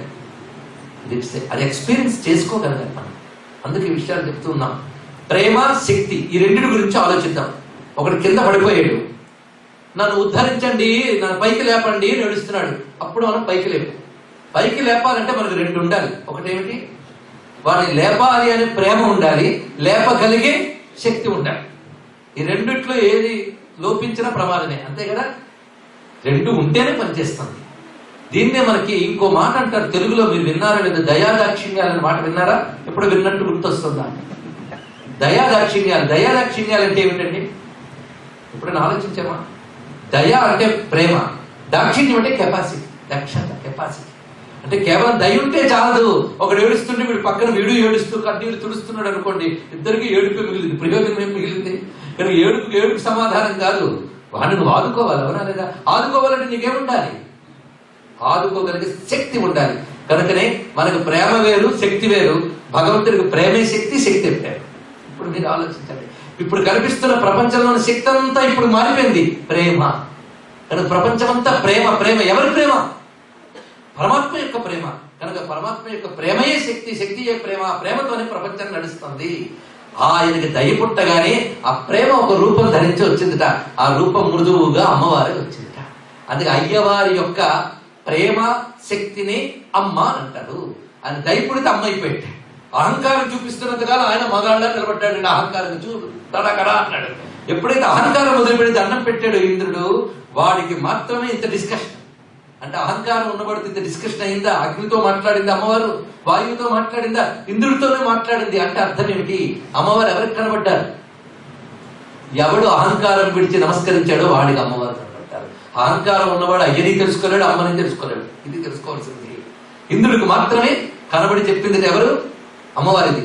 ఆయన శక్తి నేను, కనుక మేమిద్దరం కావునైనా అని చెప్పింది. ఇదే సౌందర్య లహరిలో శంకర భగవత్పాదుల వారు గొప్ప మాట చెప్పారు. జగత్రాతుం శంభోర్జయతి కరుణా కాచిదరుణ. శివుని యొక్క దయ లోకాన్ని రక్షించడానికై అమ్మ రూపంతో ఉన్నది అన్నారు ఇక్కడ. అందుకే అరుణాం కరుణా తరంగితాఖ్యం. అరుణయే కరుణ. కరుణ ఎవరిదయ్యా అంటే శివుని కరుణ అన్నారు ఇక్కడ. అందుకే శివుడు, ఆయన యొక్క శక్తి, ప్రేమ, ఈ రెండు మనం ఇప్పుడు చూసుకున్నాం. శివశక్తులు అంటే ఏంటో తెలిసింది. ఈ రెండు వేరు వేరా? ఇప్పుడు ప్రశ్న కాదని తెలిసిపోయింది. ఒకటి శక్తితో ఉద్ధరించారంటే ఆయన వేరు, శక్తి వేరా అండి? శక్తి ఎక్స్ప్రెస్ చేసినప్పుడు బయటకు వచ్చింది, లేకపోతే లోపలే ఉంది. ఒక ఆయన కూడా వచ్చాడు, పెద్ద సంగీత విద్వాంసుడు, మనకు తెలియదు, పక్కన కూర్చోబెట్టాం. కొంతసేపటి ఏమంటే పాడతారా అని అడిగాం. ఇంకా పాడేటండి. అప్పుడు తెలిసి వచ్చింది, అబ్బా ఇంత మహానుభావుడా అని. అందరూ వెళ్ళి కాళ్ళ మీద పడ్డారు. అప్పటి వరకు మనలాంటి మనిషే. కనుక శక్తి ఎప్పుడు బయటకు వస్తే కదా తెలిసేది. అందుకే పరమేశ్వరుడు తన శక్తిని బయట పెట్టి ప్రపంచాన్ని నడుపుతూ ఉన్నాడు. ఈ శక్తిని, ఆ పరమేశ్వరుని కలిపి పూజించగలిగితే వాడు ధన్యుడు. ఈ శక్తి ఎవడిదో తెలుసుకో. అందుకు కాంతిని సూర్యుడిని పట్టి ఎలా తెలుసుకుంటున్నామో, శక్తిని శివుణ్ణి కలిసి ఉపాసించాలి. అప్పుడు ఉపాసిస్తే అదే అమ్మ ఉపాసన, అదే అయ్య ఉపాసన. రెండు ఉపాసనలు వేరే లేవు. అదే శివుణ్ణి ఆరాధిస్తున్నాం అంటే శివశక్తులను ఆరాధిస్తున్నాం, శక్తిని ఆరాధిస్తున్నాం అంటే శివశక్తులను ఇద్దరిని ఆరాధిస్తున్నాం. ఇది తెలుసుకోవాల్సిన ఒక విషయం. అందుకే అమ్మ శివశక్తి రూపిణి లలితాంబిక. లలిత అంటే అందమైనది అని అర్థం అండి. ఇప్పుడు చెప్పండి, లలిత ఎంత బాగుంది మాట, అందమైనది అని అర్థం. అందం అందరికీ ఇష్టమే కదా. అందం ఎవరికి ఇష్టం లేదు? అందం అందరికీ ఇష్టమే. కనుక లలిత ఉపాసన అంటే సౌందర్య ఉపాసన. సౌందర్యాన్ని ఉపాసించడం అంటే అందాన్ని ఉపాసిస్తున్నాం. అందం అంటే అందరికి ఇష్టం. ఉదయించే సూర్యుడు, ఆ ప్రాతకాలంలో ఆకాశంలో వచ్చే ఎరుపు, వికసించిన పువ్వులు, పచ్చని పచ్చిక బయళ్ళు, దుమికే జలపాతాలు, ఇవన్నీ అందరికీ ఇష్టమే. కనుక అందం అందరికీ ఇష్టమే అని అంటే అందరూ ఒప్పుకుంటారు. కానీ అందరికీ ఒకటే అందం అనిపిస్తుందా? ఇది పెద్ద ప్రశ్న. ఒక ఆయన ఉన్నట్టు, ఏమండి పైన వెన్నెలు చూసారా ఎంత బాగుందో అని ఆనందపడుతుంటే ఏముంది అందులో అన్నాడు వీడు. ఎందుకు చెప్పారు బాబు వీడు ఏడవాలి? నిజంగా వాడికి మీరు లాజిక్ తో చెప్పగలరా? వెన్నెలు చూస్తే నాకేదో ఆనందం అండి అని నువ్వు అన్నా. ఏముందయ్యా, సూర్యుడి లైట్ దాని మీద వెళ్ళింది, అది ఇక్కడ రిఫ్లెక్ట్ అయి పడింది, దానిలో ఏముంది అన్నాడు అనుకోండి, అంతకంటే దరిద్రం బతుకుపడట్లేదు. వాడికి ఏం చెప్తారు? కొన్ని లాజిక్ లేవండి, ఫీల్ అవ్వాలి అంతే. ఇక్కడ ఇప్పుడు చంద్రుడు వాడికి అందం, వీడికో అసలు కాదు. అంతేకాదు, ఆ వెన్నెలే మనకు ఒకప్పుడు అందం, ఒకప్పుడు వికారం, అవునా లేదా? మనకు కానీ చాలా ఆనందం కలిగింది అనుకోండి, వర్షం పడితే అబ్బా ఎంత బాగుందో, భగవంతుడు కూడా సంతోషించి మనపై వర్షం కురిపిస్తున్నాడంట, ఎప్పుడు మనకి హ్యాపీ ఉంటాయి. అదే మన దుఃఖం కలిగింది అనుకోండి, వర్షం పడింది అనుకోండి, నాతో పాటు ఆకాశం కూడా ఏడుస్తుందంట. అవునా లేదా? కనుక అందానికి కూడాను రిలేటివ్ టర్మ్. ఏమిటి అందం? అంతేకాదు, ఒకడు మంచి సంగీతం అంటే ఇష్టం, వాడికి మంచి తలనొప్పి ఉంది, వాడి దగ్గరికి వెళ్ళి నీకు చాలా ఇష్టం కదా ఇప్పుడు పాడేదని అంటే నువ్వు నోర్మి అంటాడు. అవునా లేదా? కనుక అందానికి కూడా ఒకటి ఇద్దరికి అందంగా అనిపించదు, ఒకడికి ఒక విషయమే అన్ని సమయాల్లో అందంగా అనిపించదు. అవునా లేదా? అంటే ఇప్పుడు అందమే ఆనందము అంటే ఫెయిల్ అయిపోయింది అన్నమాట. A thing of beauty Joy for ever అన్నాడు కదా ఎవరు? కీట్స్. కానీ అందరికి ఆనందంగా ఉంటుంది. ఇప్పుడు చెప్పిన మాట ఏమైపోయింది? పోయింది. అందరికి అందం ఆనందంగా ఉండదు, ఎందుకంటే అందానికి ఒక డెఫినేషన్ లేదు కనుక. ఇప్పుడు తిప్పి చెప్తా, మీరు ఒప్పుకుంటారు లేదు చూడండి. ఆనందము అందముగా ఉంటుంది. నేను ఒప్పుకుంటామనేది ఆనందం అందంగా ఉంటుంది, ఇది ఒప్పుకోవాల్సిందే. కనుక సృష్టిలో కామన్ గా బ్యూటీ అంటే డెఫినేషన్ ఇప్పటికి దొరికింది. ఏమిటి? ఆనందమే అందముగా ఉంటుంది. కనుక అందమే ఆనందం కాదు, ఆనందమే అందము. ఎవడు ఆనందం కలిగిస్తాడో వాడు మనకు అందంగా ఉంటాడు. ఒక మిస్ యూనివర్స్ వచ్చి ప్రతిరోజు మనం నానా తిట్లు తిట్టి కొట్టి వెళ్ళింది అనుకోండి, రాకపోతేనే బెటర్ అనిపిస్తుంది. ప్రపంచానికి మిస్ యూనివర్స్ కాబట్టి మనకు మాత్రం రాక్షసి. అవునా లేదా? కనుకనే అదే ఆనందం కలిగించేవాడు వచ్చాడు అనుకో అందరూ రమ్మంటారు. అవునా లేదా? కనుక ఆనందమే అందము, ఆనందము కలిగించినది అందము. ఇప్పుడు నిర్ణయం అయింది. ఇప్పటి వరకు ఇది తీసుకెళ్దాం. ఇప్పుడు ఆనందం కలిగించే అందం ఏమిటి? ప్రశ్న వేయండి. ప్రశ్న వేస్తే ఉపనిషత్తు చెప్పింది దీనికి ఆన్సర్. ఆనందాదేవ కల్విమాని భూతాని జాయంతే. పరమేశ్వరుడు యొక్క ప్రేమ శక్తి అన్నమే అది ఆనందం. అవునా కదా? చెప్పండి. అది లేకపోతే అసలు ఆనందం అనేది లేదు. ఆ శక్తి లేకపోతే అందం ఉందా? కంటికి చూపు అనేది శక్తి అని ఇందాక చెప్పుకున్నాం కదా. ఇప్పుడు కంటికి అందం ఏమిటి? చూపు. అంతేగాని గుడ్డి కళ్ళకి గోల్డ్ ఫ్రేమ్ కళ్ళజోడు పెట్టి అంత అందముగా ఉన్నాయో అంటే అసహ్యంగా లేదండి. కనుక కంటికి ఏది ఇప్పుడు అందం? దాని శక్తి. కనుక ఇప్పుడు తేలింది ఏమిటి?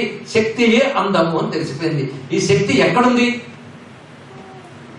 ఇంత నేను చెప్పాక మళ్ళీ మీరు అలా పెడితే ఎలాగుందా? ఎందుకంటే అంతా ఉంది ఆ శక్తి, ఇంకోటి లేదు అని చెప్పుకున్నాక శక్తి అంతా ఉన్నది. పైగా శక్తి ఫ్లో అవుతుంది అన్నిట్లో.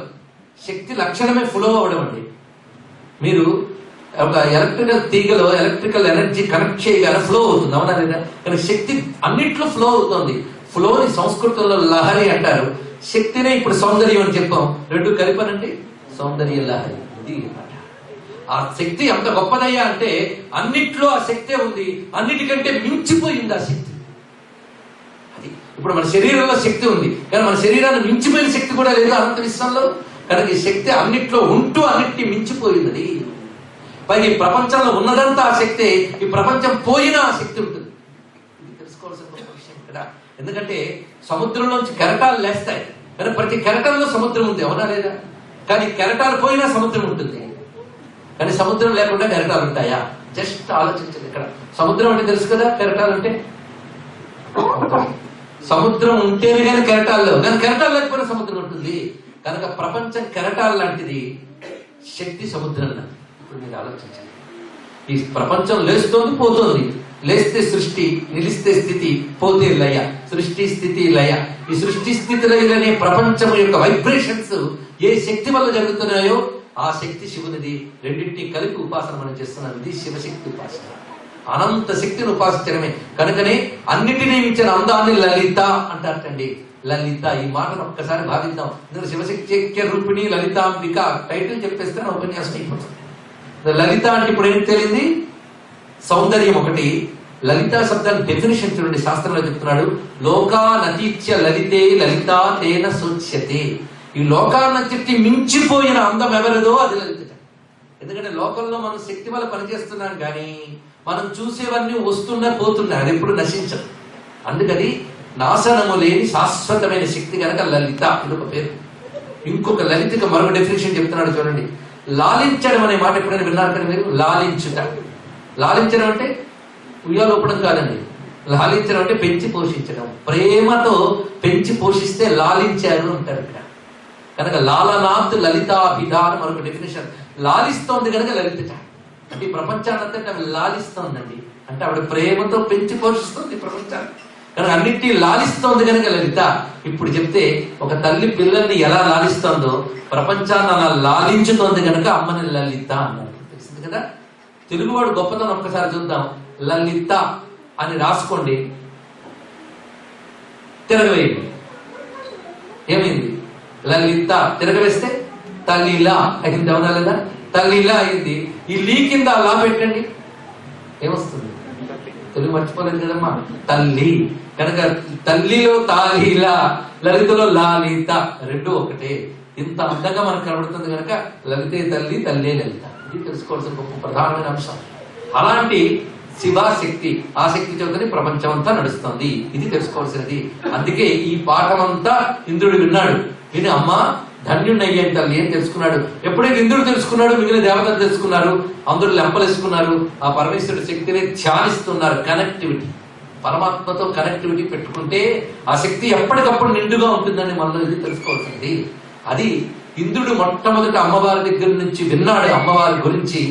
అది అమ్మ చేసిన ఉపదేశం, అమ్మే ఉపదేశించింది. అందుకే అయ్యవారే అమ్మ అయిపోయారు.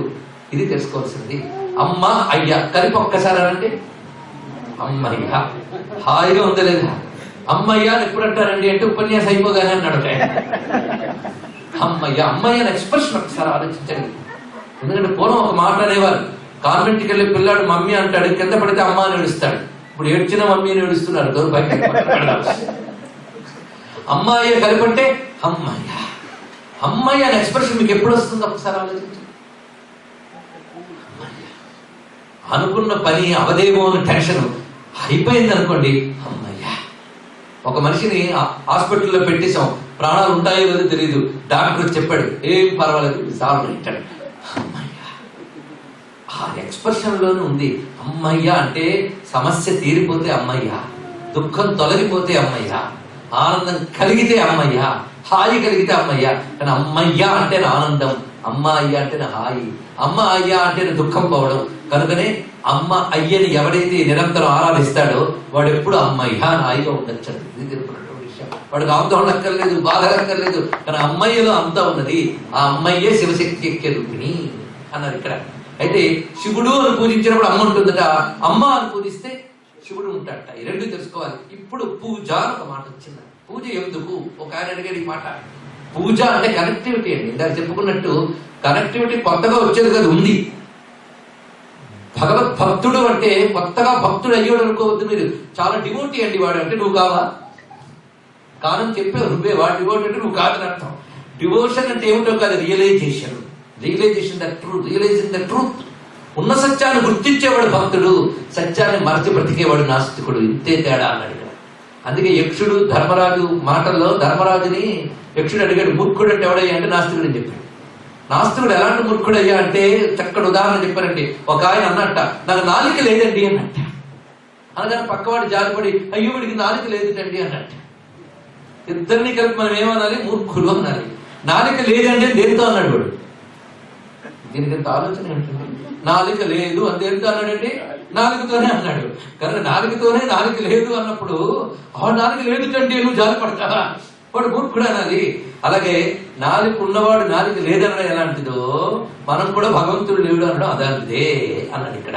ఆ మాట చిన్నపిల్లాడు చెప్పాడండి హిరణ్యకశిపుడికి. అర్థం కాలేదు, ఎందుకంటే వాడు హిరణ్యకశిపుడు. అది కానీ బాడీ పెరిగినంత మాత్రం అందరికి అర్థమైపోతుంది అనుకోవద్దు. చిన్నపిల్లలకు కూడా అర్థం కావచ్చు. అహంకారం ఉంది కదా హిరణ్యకశిపుడు, వాడికి అర్థం కాలేదు. చెప్పాడు, ఎవడరా నీకు బలం అన్నాడు వాళ్ళ నాన్న. శక్తి ఎవడరా నీకు బలము అంటే ఏం సమాధానం చెప్పాడు తెలుసా? బలయుతులకు దుర్బలులకు బలమెప్పడు, నీకు నాకు బ్రహ్మాదులకు బలమెప్పడు, ప్రాణులకు బలమెప్పండు, అట్టి విభుడు బలము సురేంద్ర. బలం నీకెవడరా అంటే ప్రహ్లాదు చెప్పిన ఆన్సర్ చూడండి. హిరణ్యకశిపుడికి అర్థం కాలే. అర్థమైతే స్తంభం కొడతాను, వస్తాడో లేదో చూస్తాను అన్నాడు. వాడికి సరిగ్గా అర్థం కాలే. మనకు అర్థం కాదు, ఎందుకంటే హిరణ్యకశిపుడు కల్చర్ ఉంటే అర్థం కాదు, ప్రహ్లాదు కల్చర్ ఉండాలి.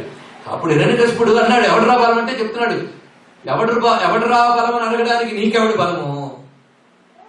వాడే బలం అని చెప్పడానికి నాకు వాడే బలం అన్నాడు. లేడనడానికి నీకెవడి బలము, ఉన్నాడనడానికి వాడే బలం అన్నాడు. గొప్ప మాట చెప్పాడు. అది ఆలోచించలేదు హిరణ్యకశిపుడు. అదే ఎనర్జీ అందరిలో ఉన్నది, ఇది ఆలోచించుకోని చెప్పాడు. ఆఖరికి అర్థం కాలేదు. వాడు ఒక మాట అన్నాడు, భగవంతుడికి శక్తి అంటే ఆకారం లేని వాడిని తెలుసుకోలేకపోతున్నాడు. వాడు ఇప్పుడు ఆకారంలో కనబడితే గానీ వాడు ఉన్నాడు అనుకుంటా. ఓ ఓహో నీ డౌట్ అదా అన్నాడు. నీకు ఆకారంలో కనబడతాడు స్తంభం నుంచి వచ్చాడు. వచ్చే వీడు ఆకారం మిగలలేదండి, వేరే విషయం. కనుకనే ఇక్కడ తెలుసుకోవాల్సినది, భగవంతుడు నిరాకారంగా అంతటా వ్యాపించిన భక్తులను అనుగ్రహించడానికి ఏదైనా ఆకారం ధరిస్తాడు. కనుకనే మనం అందరూ అంటూ ఉంటారు భగవంతుడి రూపాలు లేవండి అని. అంటే భగవంతుడి రూపాలు లేవని చెప్పడానికి నువ్వెవడివి? భగవంతుడికి ఏ రూపం లేదు, కానీ ఏ రూపం ధరించలేడు అని మాత్రం లేదు. He can take any form to protect us. మనం అనుగ్రహించడానికి ఏ రూపంలోనైనా రావచ్చు. అలా ఋషులు తపస్సులో భగవంతుడిని రకరకాల రూపాలతో చూశారు, దాన్ని వర్ణించి మనకి ఇచ్చారు. అది మనం ధ్యానించి పూజించుకుంటున్నాం. ఇది తెలుసుకోవాల్సింది. అది ఒకే భగవంతుడు ఋషుల తపశ్శక్తికి రకరకాలుగా గోచరించాడండి. ఇది తెలుసుకోవాల్సింది. కనుక దేవతకి ఎన్ని రూపాలు అనేది ఇప్పుడు ఒక్కసారి ఆలోచించండి. అందుకే దేవుడు ఫ్రాలే చెప్పింది చెప్తానని ఇప్పుడు చెప్తున్నాను. ఫ్రాలే చెప్పాడు హిందువులకి ఇంతమంది దేవుళ్ళు ఏమిటయ్యా అంటే దానికి చక్కటి ఉపమానం చెప్పాడండి. మనం మంచుని స్నోని చూసేటప్పుడు మనం ఏం మాట్లాడతామంటే స్నో అంతా ఒకే రకంగా ఉంటుంది. మనకి స్నో ఎలా ఉంటుందంటే వైట్ గా చల్లగా ఉంటుంది, ఇంతే అంటాం. కానీ ఎస్కిమోస్ స్నోలో ఎన్ని వెరైటీస్ చెప్తారటండి. 48 వెరైటీస్ ఉన్నాయట స్నోలో అని ఎస్కిమోస్ చెప్తారట. ఎస్కిమోస్ అలా ఎలా చెప్పగలిగారయ్యా అంటే ఇంటిమసీ విత్ స్నో అని చెప్పాడు. వాళ్ళకి స్నోతో ఇంటిమసీ ఉంది కనుక స్నోలో 48 వెరైటీస్ ఉన్నాయని చెప్పగలిగారు. కానీ ఎవరికి ఇంటిమసీ ఉంటుందో వాళ్ళు దానిలో ఉన్నటువంటి వెరైటీని చెప్పగలరయ్యా. అందుకు హిందువులకి భగవంతుడితో ఇంటిమసీ ఎక్కువ కనుకనే భగవంతుడు అనేక రూపాలతో వాళ్ళకి దర్శనమిచ్చాడు. అది హిందుత్వానికి గొప్పతనం. అందుకు ఇన్ని రూపములుగా కనిపిస్తున్నది ఒకే పరమాత్మ. అందుకే శివశక్తుల్నే మనం లక్ష్మీ నారాయణులు అంటున్నాం, వాళ్ళనే పార్వతీ పరమేశ్వరులు అంటున్నాం, వాళ్ళని రాధా కృష్ణులు అంటున్నాం. ఇలా మీరు చూస్తుంటే హిందూ మతంలో ఈ జంట పూజలు బాగా కనబడతాయి. జంట పూజలు. అందుకే మనం పెళ్లిళ్ళు చేసుకున్నప్పుడు కూడా ఒక మంత్రం చదువుతారు, కానీ వాళ్ళు ఏం చదువుతారో మనకు తెలియదు, మనం ఏమి వింటున్నాం మనకు అంతకంటే తెలియదు. అందుకే వీడు ఎవడైతే 10 నిమిషాల్లో పెళ్లి చేస్తాడో దక్షిణ ఎక్కువ ఇస్తాడు. మనకు తెలిసి అక్కర్లేదు. వచ్చి ఎందుకు చదువుతున్నాడో తెలుసుకోండి. సత్యనామృతాలు అంతే కనీసం. కానీ ఏమైనా తెలుసుకోవాలంటే ఉపన్యాసాలు మిగిలే. అసలు తంతులు జరిగినప్పుడు ఏమి మిగిలి వచ్చింది బాధ. ఒక మాట చెప్తారు, ఉమామహేశ్వరాభ్యాం నమః, లక్ష్మీ నారాయణాభ్యాం నమః, వాణీ హిరణ్య గర్భాభ్యాం నమః, శచి పురంధరాభ్యాం నమః. డివైన్ కపుల్ అని అంటే దాంపత్య ధర్మంలో దివ్యత్వం. దాని తర్వాత ఋషులు అరుంధతి వశిష్ఠాభ్యాం నమః. అది అద్భుతమైన జ్ఞానం. అందుకే శివశక్తులు ఇద్దరిని కలిపి అమ్మా అయ్యా అని దర్శించాం. ఎందుకు అలా దర్శించాడు? అమ్మయ్య అనుకోవడం కోసం. కానీ శివశక్తుల్ని ఆది దంపతులు వాళ్ళు ఉంటేనే ఈ ప్రపంచం అంతా ఉంది. వాళ్ళని ఆరాధించడం. ఈ శివశక్తులే సృష్టి చేసేటప్పుడు బ్రహ్మ సరస్వతి అనిపించుకుంటున్నారు, స్థితికారకులుగా లక్ష్మీ నారాయణులు అనిపించుకుంటున్నారు. అన్ని రకాలైనటువంటి ఇచ్ఛా జ్ఞాన క్రియాశక్తులుగా ఉన్నప్పుడు పార్వతీ పరమేశ్వరుడు వాళ్ళ ముగ్గురే. కానీ ఏ రూపంలో చూసినా వాళ్ళిద్దరిని మనం ఆరాధిస్తున్నాం. కానీ శివశక్తులన్నా లక్ష్మీనారాయణ తత్వం ఒక్కటే, పేర్లు మారాయి. ఇది తెలుసుకోవాల్సింది. కానీ హిందూ ఫిలాసఫీ ఒకటే, పూజా సంప్రదాయాలు లేదు. ఒకడు విష్ణు అంటాడు, ఒకడు శివుడు అంటాడు. ఇవన్నీ ఎలాంటిదంటే చెట్టుకి బ్రాంచెస్, కొమ్మలు ఎలాగో హిందూ ధర్మానికి శైవం వైష్ణవం కూడా అలాంటివే. ఇది తెలుసుకోవాల్సింది. కనుక ఇవాళ చెప్తున్న ఉపన్యాసం హిందూ మత సారాంశం. ఇది శివశక్తి. ఈ శక్తి యొక్క రకరకాల తత్వములే రకరకాల రూపాలతో చూస్తున్నాం.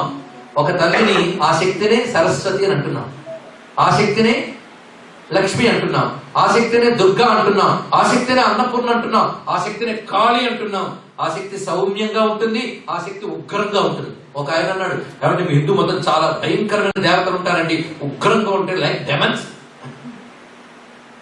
ఉగ్రత్వము సౌమ్యత్వం అని ఇప్పుడు శక్తికి 2 రూపాలు చూడండి. ఇక్కడ శక్తికి 2 రూపాలు, ఉగ్రత సౌమ్యత. ఈ 2 శక్తి ఉంటే తప్పకుండా ఉంటాయి. అవునా లేదా మీరే ఆలోచించండి. సూర్యుడు ఉన్నాడు, ఈయన అక్కర్లేదు ఒక్కడైనా అంటాడు. ఇక్కడ సూర్యుడు అందరికీ కావాలి. కానీ ఈ వేసవి కాలంలో సూర్యుడు ఎలా ఉంటాడు? అమ్మో ఉగ్రంగా ఉంటాడు, భయం లేదు. కొద్ది కాలానికి వర్షాలు పడతాయండి. వర్షం పడినప్పుడు ఆ వర్షం ఎంత సౌమ్యంగా కనబడుతుంది. అబ్బా వర్షం ఎంత బాగుందో, ఈ వర్షం ఉండిపోతే కాలం అనిపిస్తుంది. ఒక రోజు వర్షం బాగుంది, 2వ రోజు వర్షం కూడా బాగుంది, 3వ రోజు కూడా పడితే బాగుందండి, ఈసారి వాటర్ బాగుంటుందని అని. 4వ రోజు 5వ రోజు కూడా పడింది అనుకోండి, వెలవాన. అవునా లేదా?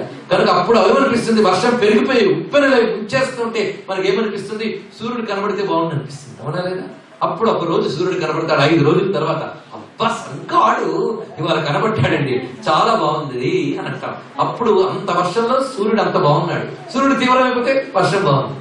కానీ మీకు భయం అనిపించిందని వర్షం తగ్గిపోతుందా? మీకు భయం అనిపించి సూర్యుడు తగ్గిపోతాడా? ప్రకృతి మీకోసం నా కోసం ఉంటుంది, ప్రపంచం కోసం విశ్వం కోసం ఉంటుంది. కనుకనే మనకు పనికొచ్చే సూర్యుడిలోనే తీవ్రత సౌమ్యత రెండు ఉన్నాయి లేవా? మనకు పనికొచ్చే నీటిలో కూడా సౌమ్యత తీవ్రత ఉన్నాయి. మనకు పనికొచ్చే గాలికి అదే ఉంది. చూడండి, భగవంతుడు అంతటా ఉన్నాడన్నప్పుడు శక్తికి ఉన్న రెండు సైడ్స్ చూడండి. అంతేకాదు ఇక్కడి వాళ్ళకి నది ప్రవహిస్తుంది అంటే అది పుట్టిన చోట ఎంత దుమికి జలపాతమై కిందకు వచ్చి ఇక్కడికి నెమ్మదిగా వచ్చింది. దుమికేటప్పుడు దానికి అంత ఫోర్స్ ఉంటేనే ఇక్కడికి వచ్చేటప్పుడు నెమ్మదిగా ఉంది. ఒక్క వాటర్ ఫ్లోలోనే ఇంత ఫోర్స్ తేడా చూస్తున్నామే, అలాగే శక్తి ఫ్లోలో కూడా ఇన్ని రకాల తేడాలు ఉంటాయి. ఉగ్రత సౌమ్యత రెండు మన దేవతా రూపాల్లో కనబడతాయి. ఇప్పుడు తెలుసుకోవాలి, ఉగ్రత్వం కూడా మనకు రక్షణ కోసం ధరిస్తుంది. శక్తికి నిజానికి రూపం లేదు, కానీ మనం ధరించడం కోసం 3 రకాల రూపాలు ఉంటాయి శక్తికి. ఉపాసనలో చూడండి, ఒక రూపం సౌమ్యం, దీన్ని భోగమూర్తి అంటారు. ఇంకొక మూర్తి యోగమూర్తి, మూడో మూర్తి ఉగ్రమూర్తి. ప్రతి ఉపాసనలో 3 రకాలు ఉంటాయి. హిందూ మతంలో కూడా దేవతల్ని 3 కేటగిరీస్ కింద డివైడ్ చేయొచ్చు: భోగమూర్తి, యోగమూర్తి, ఉగ్రమూర్తి. 3 రకాలు. ఇది బాగా అర్థం చేసుకోండి. మీరు ఏ కాన్సెప్ట్ లోకి వెళ్ళినా 3 కనబడతాయి. విష్ణు పూజలోకి వెళ్ళండి, సౌమ్యంగా కృష్ణుడు, దత్తాత్రేయుడు, వీళ్ళందరూ కనబడతారు. ఉగ్రంగా నరసింహస్వామి. రాముడు కూడా ధనుర్బాణాలు పట్టుకుంటూ ఉగ్రుడే, అవునా లేదా? కృష్ణ పరమాత్మ చక్రం తీసి పట్టుకుంటే భీష్ముడు వణికిపోయాడు, అవునా లేదా? ఉగ్రుడే. నరసింహస్వామి ఉగ్రం, దత్తాత్రేయ స్వామి వారి సౌమ్యం. అలాగే రాముడు పట్టాభిషేకంలో కూర్చున్నప్పుడు ప్రశాంతంగా ఉంటాడు. భోగమూర్తులు అంటే ఎలా ఉంటారంటే రిలాక్స్డ్ గా కూర్చుంటారు. భోగమూర్తులు వాళ్ళ భార్యతో కలిసి ఫ్యామిలీ ఫోటోలు ఇవన్నీ కూడా భోగమూర్తులు. అంటే వాళ్ళ ఆవిడ సింహాసనంలో ఆయన గారు పక్కన కూర్చొని అందరూ దేవా అని కొలుచుకుంటూ ఉన్నప్పుడు భోగం. ఇది భోగమూర్తులు. ఉగ్రమూర్తులు అంటే ఇందాక చెప్పారు. యోగమూర్తులు 3 వాళ్ళు. వీళ్ళు గురుస్వరూపాలు ఉంటారు. దత్తాత్రేయ స్వామి వారు, అదే విధంగా మనకి కపిలాచార్యులు వారు, నరనారాయణులు, వీళ్ళందరూ యోగమూర్తులు. ప్రతి దాంట్లోనండి శివతత్వంలో ఉగ్రమూర్తులు అంటే వీరభద్రుడు, భైరవుడు. యోగమూర్తి అంటే స్వామి దక్షిణామూర్తి రూపంతో కనబడుతున్నప్పుడు యోగమూర్తి. భోగమూర్తి అంటే శివుడు పార్వతి కలిసి కైలాసంలో కూర్చుంటే పక్కన గణపతి, కుమారస్వామి, నందీశ్వరుడు అందరూ కూర్చుంటారే, అర్ధనారీశ్వరుడు, ఇవన్నీ కూడా భోగమూర్తి. ఇది తెలుసుకోవాల్సింది. ఇప్పుడు భోగమూర్తులు ఎందుకుంటారయ్యా అంటే మనకు భోగాలు ఇవ్వడానికి. భోగాలంటే లగ్జరీస్, సుఖాలు. భోగమూర్తుల్ని ధ్యానిస్తే సుఖాలు వస్తాయి. యోగమూర్తుల్ని ధ్యానిస్తే జ్ఞానము, శాంతి లభిస్తుంది. ఉగ్రమూర్తుల్ని ధ్యానిస్తే ప్రొటెక్షన్ వస్తుందట. ఎందుకంటే ఉగ్రమూర్తులు ఫర్ ప్రొటెక్షన్. ఇది తెలుసుకోవాలి. మన బాడీ గార్డ్ పక్కన పెట్టుకెళ్తాం. ఆ బాడీ గార్డ్ పరం సౌమ్యుడయ్యి మన మీదకి ఎవడైనా శత్రువు వస్తే భయపడి పక్కకు పోయి నేను చాలా సాత్వికం అండి అంటే ఆ బాడీ గార్డ్ పక్కన ఉంచుతాడంటే ఎవడైనా వాడు మనకంటే గట్టిగా ఫోర్స్ ఉంటేనే వాడు పక్కన ఉండాలి. ఇంట్లో కుక్క కూడా దొంగ వచ్చినప్పుడు అరిస్తేనే అది పనికి వస్తుంది. మీరు వాడు రాగానే కుయ్యి భయపడి లోపలికి వచ్చింది అనుకోండి, మనకు అనవసరం. కనుక ప్రొటెక్షన్ కోసం ఉగ్రత్వం. అందుకే భయాన్ని భయపెట్టే ఉగ్రత్వం భగవంతుడు. ఈ 3 ప్రేమే, అవునా లేదా? ఆలోచించండి. ఒక కుక్క ఉంటుంది, కుక్కను మీరు తరిమి కొడితే భయపడి పారిపోతుంది. కానీ కుక్క పిల్లల్ని కన్నాక వాటిని ఏమంటారు? కుక్క పిల్లల్ని కన్నాక ఆ కుక్క మీద పిల్లల మీద చేయవేయండి, ఏం చేస్తుంది? మొన్న ఎవరు నాకు కథ చెప్పారు. మొన్న ఎలుగుబండి ఒకటి చెప్పేసింది. ఆ ఎలుగుబండ్లు అలా ఊరికి చెప్పమండి, ఎలుగుబండికి చిన్న పిల్లలు 2 పుట్టారు, దాని దగ్గరికి వెళ్ళారు వీళ్ళు. అప్పుడు తల్లి ఎలుగుబండి వచ్చి చంపింది. తల్లి ఎలుగుబండి కోపంతో చెప్పిందా? ఎందువల్లండి? కోడి చిన్న పిల్లలతో వెళుతూ ఉంటే కోడి మీద చేయవేయండి, ఆ చిన్న పిల్ల మీద. కోడి మీద పర్వాలేదు, చిన్న పిల్ల మీద చేస్తే కోడి కూడా నరసింహస్వామి తెలిస్తే ఇక్కడ. ఎందువల్ల అంత ఉగ్రత్వం ఎందుకు వచ్చింది? ఆ కోడికి, కుక్కకి అంటే తన పిల్లల్ని కాపాడటం కోసం శక్తి అంతా బయటకు తీసుకొచ్చి చూపించింది. అది అలాగే ప్రపంచాన్ని కాపాడటం కోసం పరమాత్మ తన శక్తిని నరసింహ రూపంతో, వీరభద్ర రూపంతో, కాళీ రూపంతో చూపిస్తారు ఇక్కడ.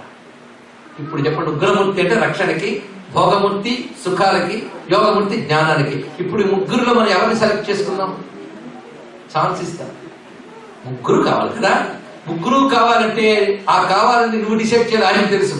ఆయన ఎప్పుడు ఉగ్రంగా రావాలో ఆయనకు తెలుసు, ఎప్పుడు సౌమ్యంగా ఉండాలని తెలుసు. కనుక ఆ శక్తిని మనం ఆశ్రయిస్తే అదే ఉగ్రమై, అదే శాంతమై, అదే జ్ఞానమై అన్ని ఇచ్చి మన బ్రతుకుని కాపాడుతుంటుంది. కనుక శక్తి 3 రకాలుగా రక్షిస్తుంది. అందుకే భగవంతుడికి రూపంతోనూ మనం పూజిస్తాం, రూపం లేకుండా కూడా పూజిస్తాం. రూపం అనేది ఒక కాన్సెప్ట్ అంతే. ఆ సౌమ్యతని, ప్రేమని చెప్పే కొన్ని రూపాలు, ఉగ్రతని చెప్పే రూపాలు. కాళీ రూపాలు ఇవి చూసినప్పుడు మహోగ్రంగా కనబడతాయి. కాళీ ఇన్ఫినిటీకి ప్రతీక అండి. దేవతల గురించి మాట్లాడేటప్పుడు వాటి కలర్, వాటి ఫార్మ్, వాటి చేతులు ఉన్న ఆయుధాలు ఇన్ని మాట్లాడాలి. కాళీ అంటే ఇన్ఫినిటీ. ఒకప్పుడు పసిఫిక్ మహాసముద్రం చూడడానికి వెళ్ళాం హవాయిలో. వెళుతున్నప్పుడు చిన్న షిప్స్ లో లోపల దాకా తీసుకెళ్తే బ్లూగా కనపడింది పసిఫిక్. ఎంత బ్లూ అండి, ఎవరైనా బ్లూ కలిపారా అన్నంత బ్లూ ఉంటుందండి. ఎందుకంటే ఇంత బ్లూ అని వాటర్ తీస్తే బ్లూ ఉంటుంది. ఎందుకంటే బ్లూ అంటే మీకే తెలుసు, డెప్త్ ఎక్కువ అండి. అక్కడ చాలా ఇన్ఫినైట్, విస్తారంగా ఉంది. దాని స్కోప్ అండ్ డెప్త్ రెండు ఎక్కువ. ఎక్కడైతే స్కోప్ డెప్త్ ఎక్కువ ఉంటాయో అక్కడ బ్లూయిష్.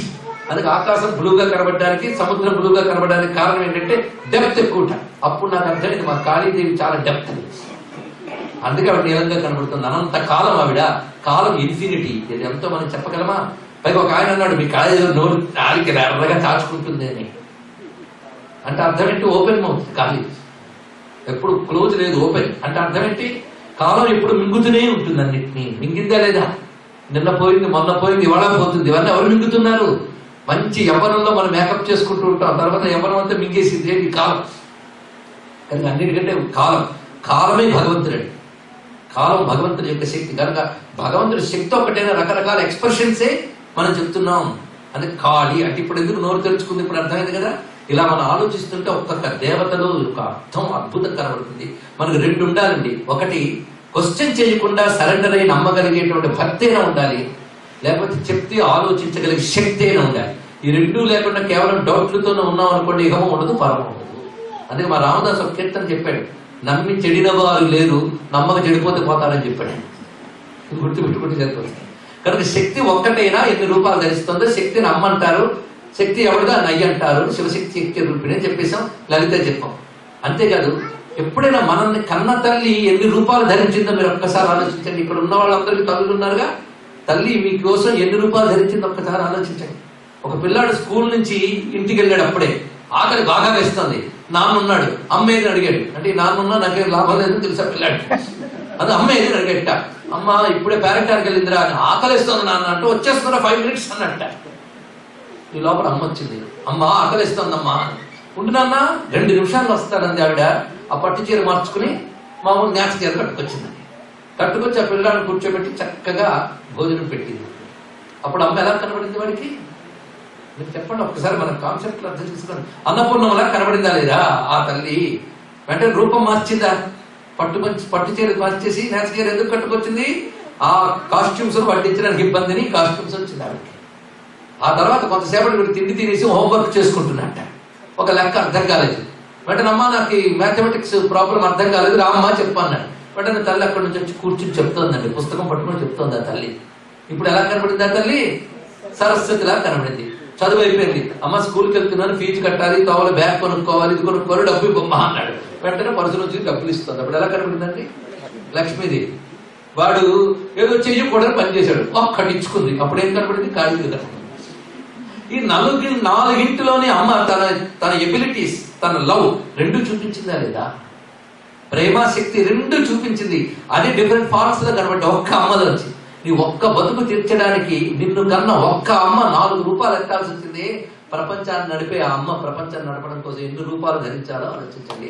అందుకే ఏ రూపమైన మా అమ్మ, కొట్టినా మా అమ్మ, పెట్టినా మా అమ్మ, చదివించినా మా అమ్మ. కనుక అమ్మ యొక్క అన్ని శక్తుల్ని అమ్మా అని పిలవగలుగుతున్నాడు భారతీయుడు. ఎందుకంటే అమ్మ అని పిలుపుకి ఎంత గొప్పతనం ఉందంటే, అమ్మ ఒక్కటే క్వశ్చన్ చేయకుండా ప్రేమిస్తుంది. మీరు ఎవరి దగ్గరికైనా వెళ్ళి నాకు హెల్ప్ చేస్తారంటే వాట్ ఆర్ యువర్ క్వాలిటీస్ అని అడుగుతారు. తర్వాత వై, నేను ఎందుకు నీకు హెల్ప్ చేయాలి క్వశ్చన్స్ వస్తాయి. మీరు కొన్ని రీజన్స్ చెప్పాలి, అప్పుడు చేస్తారు. అవునా లేదండి?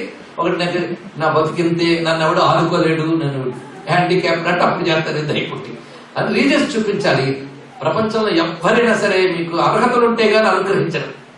అందుకే భగవంతుడు నమ్మా అని పిలిచాడు హిందువు. అది గొప్పతనం. నువ్వు భగవంతుడు నమ్మా అని పూజించుతున్న జాతి భారత జాతి మాత్రమే. నీకు ఎక్కడ కనబడింది? ఇక్కడ నన్ను ప్రభువని చెప్పవే సీతమ్మ తల్లి. ఆ అమ్మ అనగానే వస్తుందండి. భగవంతుడు నిజానికి స్త్రీ కావచ్చు, పురుషుడు కావచ్చు, రెండు కాకపోవచ్చు. కానీ మీరు అమ్మ అని పిలవగానే ఆ భగవంతుడి శక్తికి ఒక్కసారి మాతృభావం వచ్చేస్తుందండి. ఆ మాతృభావం ఎంత గొప్పదయ్యా అంటే ఒక తల్లి మాత్రమే అర్హతలు చూడకుండా దయ చూపిస్తుందండి. ఉదాహరణకి ఒక ఇంట్లో చిన్న పిల్లాడు పుట్టి పెరిగాడు. మీరు ఆ పిల్లాడిని చూడడానికి వాళ్ళ ఇంటికి వెళ్తారు మొహమాటానికి. ఇంట్లో పిల్లాడిని చూడడానికి వెళ్ళినప్పుడు ఆ పిల్లాడు చుట్టూ మురికిలో కూర్చుని ఆడుకుంటున్నాడు, ఉల్లంతా మురికి. అప్పుడు ఈ వెళ్ళిన వాళ్ళు ఎత్తుకుని ముద్దాడతారా చెప్పండి. వాళ్ళు ఏం చేస్తారు, అమ్మా మీ పిల్లాడు పాపం అక్కడ బురదలో ఉన్నాడు చూసారా అనంటే ఒక్కడు వచ్చి బురదలోంచి తీసి ముద్దు పెట్టుకుని ఎవరైనా ముద్దు పెట్టుకుంటారండి? బురదలో ఉన్న పిల్లాడిని ముద్దు పెట్టుకునేది ఒక తల్లే. ఆవిడ మాత్రమే బురదలోంచి తీసి కడిగి తాను ముద్దు పెట్టుకుని 10 మంది ముద్దు పెట్టుకునేలా చేస్తుంది. అవునా లేదా? భగవంతుడు అమ్మ లాంటి వాడు. ప్రపంచంలో ప్రతి వాడు మనం బాగైతేనే వాళ్ళని ఆదరిస్తారు, కానీ అమ్మ ఒక్కటే ఈ పాప మాలిన్యంలో మనం పేరుకుపోయి అమ్మా అని పిలిస్తేట వచ్చి ఆ తల్లి పట్టుకుని మన పాపాలను కడిగి ఎత్తుకుని ముద్దు పెట్టుకుంటుందండి. అందుకే భగవంతుని అమ్మా అని పిలుస్తాం. అదే లలితమ్మ, లలితాంబిక అని పిలిచాం. 1000 నామాలు పలకడానికి వశిన్యాది వాగ్దేవత లలితా శాస్త్రం ప్రారంభించే ముందు మొట్టమొదటి నామం ఏంటో తెలుసా? శ్రీమాత. అవునా లేదు? మాత అంటే ఇంతమంది ఉన్నారు, మాతకు అర్థం తెలియదండి. మాత అంటే, లేకపోతే మన భాష పలకడానికి సిగ్గా, మాత అంటే అమ్మ. శ్రీమాత మొట్టమొదటి మాట. చివరికి వెళ్ళండి లలితాంబిక, చివరికి అంబిక.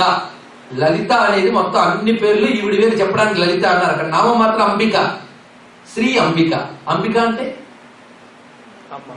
అమ్మేనండి. అంబిక అన్న అమ్మే, మాత అన్న అమ్మే. లలితా శాస్త్రంలో మొట్టమొదటి మాట ఏంటి? అమ్మ. చివరి మాట అమ్మ. అమ్మతో మొదలై అమ్మతో పూర్తయింది లలిత. ఎంత గొప్ప మాట అది. అమ్మల గన్నయమ్మ, ముగురమ్మల మూల పుటమ్మ, చాలా పెద్దమ్మ, సురారులమ్మ కడుపారడి పుచ్చెడి అమ్మ, తన్నులో నమ్మిన వెల్పుటమ్మల మనమ్ముల నుండి అమ్మ, దుర్గమాయమ్మ కృపా దైచ్యుత మహత్వ కవిత్వ పటుత్వ సంపద. ఇది తెలుసుకోవాల్సింది. కానీ అమ్మ ఎన్ని రూపాయలు ధరించిన అమ్మ ఒక్కటే, అయ్యే ఎన్ని రూపాయలు ధరించిన అయ్యో ఒక్కడే.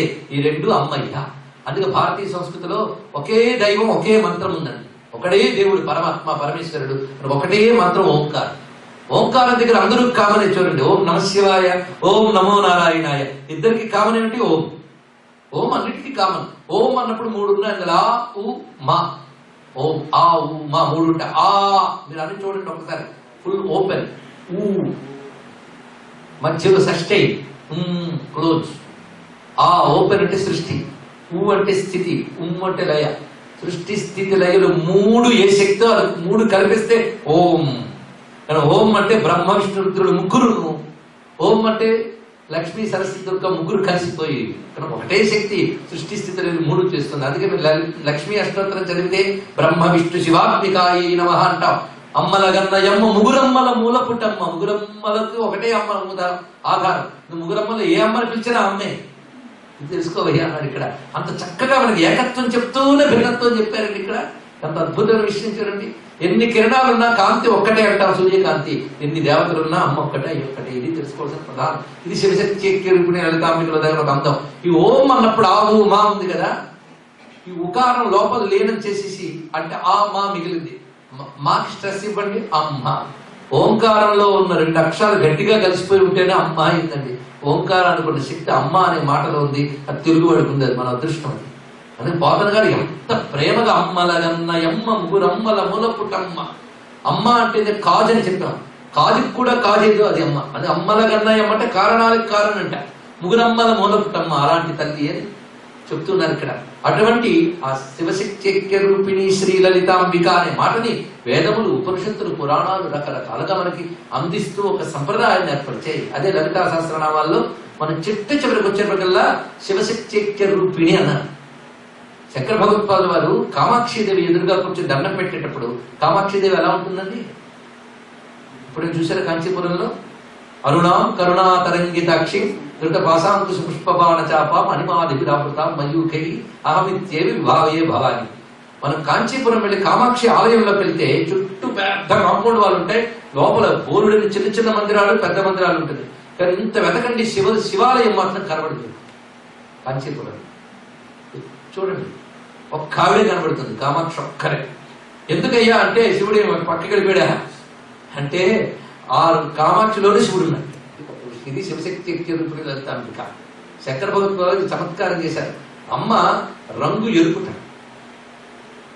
ఎరుపు ఎందుకు ఎరుపు? ఎరుపు మన దేవతలకి కలర్స్ కో తత్వం ఉందండి. ఎరుపు కరుణకి సంకేతం, ప్రేమకి సంకేతం అన్నారు ఇక్కడ. అందుకే సంధ్యారాగం అంటాం, మనం అనురాగం అంటాం. ప్రేమకి సంకేతం అంట. అంటే ప్రేమ రంగు ఎరుపు. మన సంస్కృతి ప్రకారంగా ప్రేమ రంగు ఎరుపు. అమ్మ ప్రేమ రూపు కదా, అందుకే ఎర్రగా కనబడుతుంట. ఇది చూపిస్తున్నారు. అంతేకాదు ఏది ఆదో అది ఎర్రగా ఉంటుంది. ఆది ఎర్రగా ఉంటుందిట. ఒక రోజుకు పొద్దున్న పూట ఎలా ఉంటుంది? సూర్యకాంతి అంతే. ఆది వర్ణం ఎరుపు. అందుకే ఈ మాట నేనేదో చెప్పట్లేదండి, ప్రతిదానికి ప్రమాణాలతో చూపిస్తున్నాం. వర్ణానాం ఆద్యం లోహితం అని శాస్త్రం. రంగుల్లో మొదటి రంగు ఎరుపు అన్నాడు. అసలు ఏ రంగు లేని పరమాత్మ ఒకడు ప్రపంచం చెయ్యాలి అని ఆయన అనుకున్నప్పుడు ఆయన సంకల్పం అది శక్తిగా బయటకు వచ్చింది. ఆ ఫస్ట్ వచ్చిన సంకల్పం కలర్ ఎరుపు. గొప్పగా చెప్పాడు. అదే ప్రేమ అనేది ఇక్కడ. ఎందుకంటే మనం ఒక పని చేయాలి అంటే మనకు ముందు చెయ్యాలని సంకల్పం ఉండాలి, లేకపోతే ఎవరైనా చేస్తారండి. ఇక్కడి దాకా మీరు వచ్చారంటే ముందు రావాలని మీరు అనుకోవాలి. అనుకుంటే మాత్రం అయిపోతుందా? ఎలా రావాలని ఆలోచించి తెలియాలి. కనీసం GPS సహాయమైనా. కనుక రెండవది ఏమిటి ఉండాలి? జ్ఞానం. మూడవది రావాలి. మనకు రూటు తెలుసు, రావాలని కోరిక ఉంది, కానీ రావడం అనే క్రియ ఉండాలి లేదా? అనుకో వంట వండాలన్నా వండాలి అనే ఇచ్ఛ ఉండాలి, వండే జ్ఞానం ఉండాలి, వండగలిగే క్రియ అనేది ఉంటే వంట అనేది తయారవుతుంది. అలాగే ప్రపంచం తయారు చేసేటప్పుడు పరమాత్మకు కూడా ముందు సంకల్పం కలిగి అది ఇచ్ఛగా వచ్చి ఆ ఇచ్ఛ జ్ఞానమై క్రియ అయి వచ్చింది. కానీ ప్రపంచం అంతా పరమాత్మ నాలెడ్జ్తో వచ్చింది, అంతే కదా. మనకు బిల్డింగ్ చూస్తాం, ఎంత అద్భుతంగా కట్టాడండి అంటావా లేదా? బిల్డింగ్ కంటే అద్భుతంగా ఉంది ప్రపంచం, కానీ ఎంత అద్భుతంగా కట్టాడండి అని పరమాత్మ ఎప్పుడైనా అనుకున్నామా? అనుకోకుండా బతికేస్తున్నాం. ఇందాక చెప్పినట్టు గడ్డి తింటున్నా పశువులు సూర్యుడిని చూడకుండా బతికినట్టు బతికేస్తున్నాం. తలెత్తట్లేదు, దృష్టిని పైకి తిప్పట్లేదు, పరమాత్మని ఆలోచించట్లేదు. అది మనం పరిశీలన చేయగలిగితే ఇక్కడ చూపిస్తున్న అద్భుతమైన అంశం చూడండి. పరమాత్మ యొక్క ఇచ్ఛ, జ్ఞానం, క్రియ, ఈ మూడు. మనమేమో చిన్న లెవెల్, పరమాత్మ పెద్ద లెవెల్. అది ప్రపంచం పనిచేస్తుంది. కనుక పరమాత్మ కొన్ని మూడు శక్తులు, ఇచ్ఛ, జ్ఞాన, క్రియ. మూడు శక్తులకు మూలం ఆయన యొక్క సంకల్ప శక్తి, ప్రేమ శక్తి. ఆ ప్రేమ శక్తి లలిత, అరుణ. అందుకే ఇచ్ఛాశక్తి, జ్ఞానశక్తి, క్రియాశక్తి స్వరూపిణి. మూడు శక్తులకి మూలం అండి ఆ తల్లి అన్నారు ఇక్కడ. అందుకే ఆ తల్లిని లలిత, అరుణ, త్రిశక్తి స్వరూపిణి అని మనం నమస్కారం చేస్తున్నాం. మూడింటి వల్లే ప్రపంచం నడుస్తున్నది. అది ఆయన యొక్క ప్రేమ శక్తి, అది అరుణ వర్ణంలో ఉన్నది అని చూపిస్తున్నారు. పరమాత్మ నుంచి వచ్చినటువంటి ఆ ప్రేమ శక్తిని ఇన్ని రకాలుగా భాగం చేస్తున్నాం. కానీ విభిన్న భిన్నములుగా ఉన్నటువంటి శక్తినే అనేక దేవతా రూపాలకు ఆరాధిస్తున్నాము. లలితా శాస్త్రం చెప్తుంది, మీరు ఆలోచించి చూడండి. లలితా శాస్త్రంలో కనబడని దేవత ఉందా? అదొక చిత్రమైన అంశం. లలితా శాస్త్రంలో అన్ని దేవతలు కనబడతారు. మహాలక్ష్మీ మృడ ప్రియ, సరస్వతి శాస్త్రమయీ, గుహాంబా గృహ్య రూపిణి, దుర్లభా దుర్గమా, దుర్గా దుఃఖహంత్రి, సుఖప్రద. ఇలాగా వివిధమైన నామాలు ఒక్క లలిత నామాల్లో కనబడుతున్నాయంటే అన్ని తల్లుల ఏకస్వరూపంగా మనం లలితాంబని ఆరాధన చేసుకుంటున్నాం. అందుకే అటువంటి లలితని ఆరాధన చేస్తే ఆనందాన్ని ఉపాసించడం, శివ సంకల్పాలను ఉపాసించడం. సంకల్పం, మనకి చాలా సంకల్పాలు ఉన్నాయి కానీ కొంత నెరవేరట్లేదు. కానీ ఈశ్వర సంకల్పంతో మన సంకల్పం కనెక్ట్ అయింది అనుకోండి, దానికి గ్యారెంటీ. అందుకే శివ సంకల్పాన్ని ఉపాసించడమే లలిత ఉపాసన. అది చేసేటప్పుడు ఇద్దరు కలిపి చూడాలి. అందుకే అమ్మ రంగు ఎరుపు, ఎరుపు ఎందుకు చెప్పాను కదా. అదే విధంగా ఆ అమ్మ రూపం ఎర్రగా ఉంటుంది, కానీ శివుడు కనిపించట్లేదు, అమ్మే కనబడుతుంది. కానీ శంకరుడు చమత్కారం చేశారండి. ఆ చమత్కారాన్ని ఒక్కసారి చూద్దాం. అమ్మా నువ్వు పెద్ద దొంగ వదల్లి అన్నట్టు. దొంగట అమ్మవారు. చమత్కారం ఏమిటయ్యా దొంగ అంటే, మీ ఆయన పేరు హరుడు. హరుడు అంటే అన్ని తీసేసేవాడు ఆయన పేరు. ఆవిడ సోదరుడు విష్ణువు చెప్తారు, ఆయన పేరు హరి. హరి హరుడు ఇద్దరు పేర్లు మారాయి, కానీ గుడి మారింది కానీ పని మారలేదండి. హరి హర పని ఒకటే, లాగిపారాడు నేను. హర అంటే దొంగ కూడా అర్థం ఉంది, పెద్ద దొంగ అంటే వాడు. దొంగ అంటే కనబడకుండా చేసేవాడే దొంగ కదా.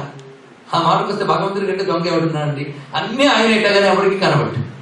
అందుకే త్యాగరాజస్వామి మరుగేలరా ఓ రాఘవ అన్నారు, ముసుగు దొంగ. అలాంటి పెద్ద దొంగట ఆయన. వాళ్ళనే దొంగ అని అనుకుంటే నువ్వు మరి చోరీని చోరీ చేసేవమ్మా నువ్వు అన్నాడు. దొంగలకు దొంగ నువ్వు, ఎందుకంటే ఆ దొంగనే దొంగిలించావని. ఎలాగో చెప్తున్నాడు చూడండి చమత్కారం. మన అర్ధనారీశ్వరుడు కాన్సెప్ట్ చూసారా?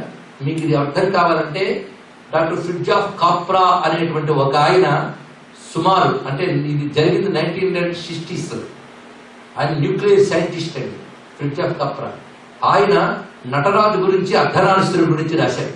భారతదేశంలో పుట్టిన మనం కూడా క్వశ్చన్ మార్క్ మొహాలేసి కూర్చుంటున్నాం, కానీ ఆ మహానుభావుడు రెండింటి గురించి రాశారండి. నటరాజు గురించి, అర్ధనారీశ్వరుడు గురించి.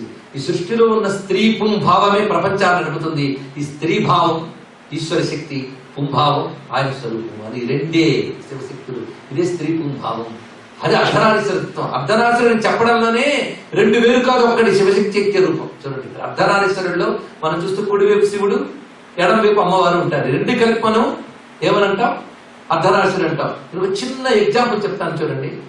మనం ఒక గింజని తీసుకుందాం, మినప గింజ కానీ పెసర గింజ కానీ బఠానీ కానీ, తెలుసా వీటిని ఏమంటారు? ఆ బఠానీ నానవేయండి. నానవేయక ముందు గట్టిగా ఒక్కటే కనబడుతుంది. నానవేసేసాక మరుసటి రోజు చూడండి దాని నుంచి ఒక చిన్న మొలక వస్తుంది. చూసారు ఎప్పుడైనా? ఆ మొలక వచ్చినప్పుడు దాన్ని ఇలా అనండి, రెండు బద్దలు ఉంటాయి. అంతకు ముందు అది ఒక్కటే, కానీ మొలక రావాలంటే రెండు అయింది. అలాగే పరమాత్మ ఒక్కడేట, కానీ ప్రపంచం అనే మొలక రావడం కోసం తానే రెండు అయ్యేట. ఒక బద్ద అమ్మ, ఒక బద్ద అయ్యా. ఇది తెలుసుకుంటే కరెక్ట్. అదే ప్రపంచానికి ప్రారంభ దశ. అది ఎంత మొలకకి ప్రారంభ దశ ఏది రెండవడం, కానీ ఒకటి రెండై రెండు మొలక మొక్క అయింది. కానీ ప్రపంచం అనే మొక్కకి ఆది దశే ఆదిశక్తి సమేత పరమేశ్వర స్వరూపం. అదే అర్ధనారీశ్వర స్వరూపం. రెండు విడివిడిగా కనబడ్డా ఒక్కడిగా కనబడ్డా రెండు ఉంటాయటండి అందులో. అది పెద్ద రహస్యం. సైంటిఫిక్ గా మీరు ఆలోచించండి. ప్రతి పురుషుల్లో స్త్రీ స్వభావం ఉంటుందట, ప్రతి స్త్రీలో పురుష స్వభావం ఉంటుందట. రెండు కూడా అన్నిట్లో రెండు కలిసే ఉంటాయి. కానీ ప్రపంచమంతా శివశక్త్యాత్మకం అనే కాన్సెప్ట్ అంత గొప్పగా ఇప్పుడు ఇవన్నీ డాక్టర్ ఫ్రిడ్జాఫ్ కాప్రా రాశాడు. ప్రతి ఆటంలో జరిగేటువంటి మూవ్మెంట్ వల్ల ప్రపంచం నడుస్తుంది. దానివల్ల ఒక రిథమిక్ మూవ్మెంట్ ఏర్పడుతుంది. ఆ రిథమిక్ మూవ్మెంటే కాస్మిక్ రిథమ్. ఆ రిథమ్ నే తెలుగులో లేదా సంస్కృతంలో లయ అని అంటారు. ఆ రిథమ్ ఎక్కడ ఉంటున్నాయి అంటే ఎనర్జీ ఉంటేనే రిథమ్ ఉంటుంది, ఎనర్జీ లేకపోతే రిథమ్ ఉండదు. కొందరిలో నాడి పట్టి చూస్తే రిథమ్ ఉంటుంది, రిథమ్ కనబడలేదంటే అయిపోయింది బాబు, చైతన్యం లేదని అర్థం. కానీ చైతన్యం ఎనర్జీ ఉంటే రిథమ్ ఉంటుంది. కానీ సృష్టిలో ప్రతి అణువులో రిథమ్, లయకారకుడు అని అందుకే అంటున్నాం. తను నటరాజుగా అదంతా కనబడుతుంది. అందుకే మహానుభావుడు న్యూక్లియర్ సైంటిస్ట్ గా ఒక ఆటంలో జరిగేటువంటి మూవ్మెంట్ అంతా కూడా నటరాజు విగ్రహంలో ఉందని గమనించాడండి.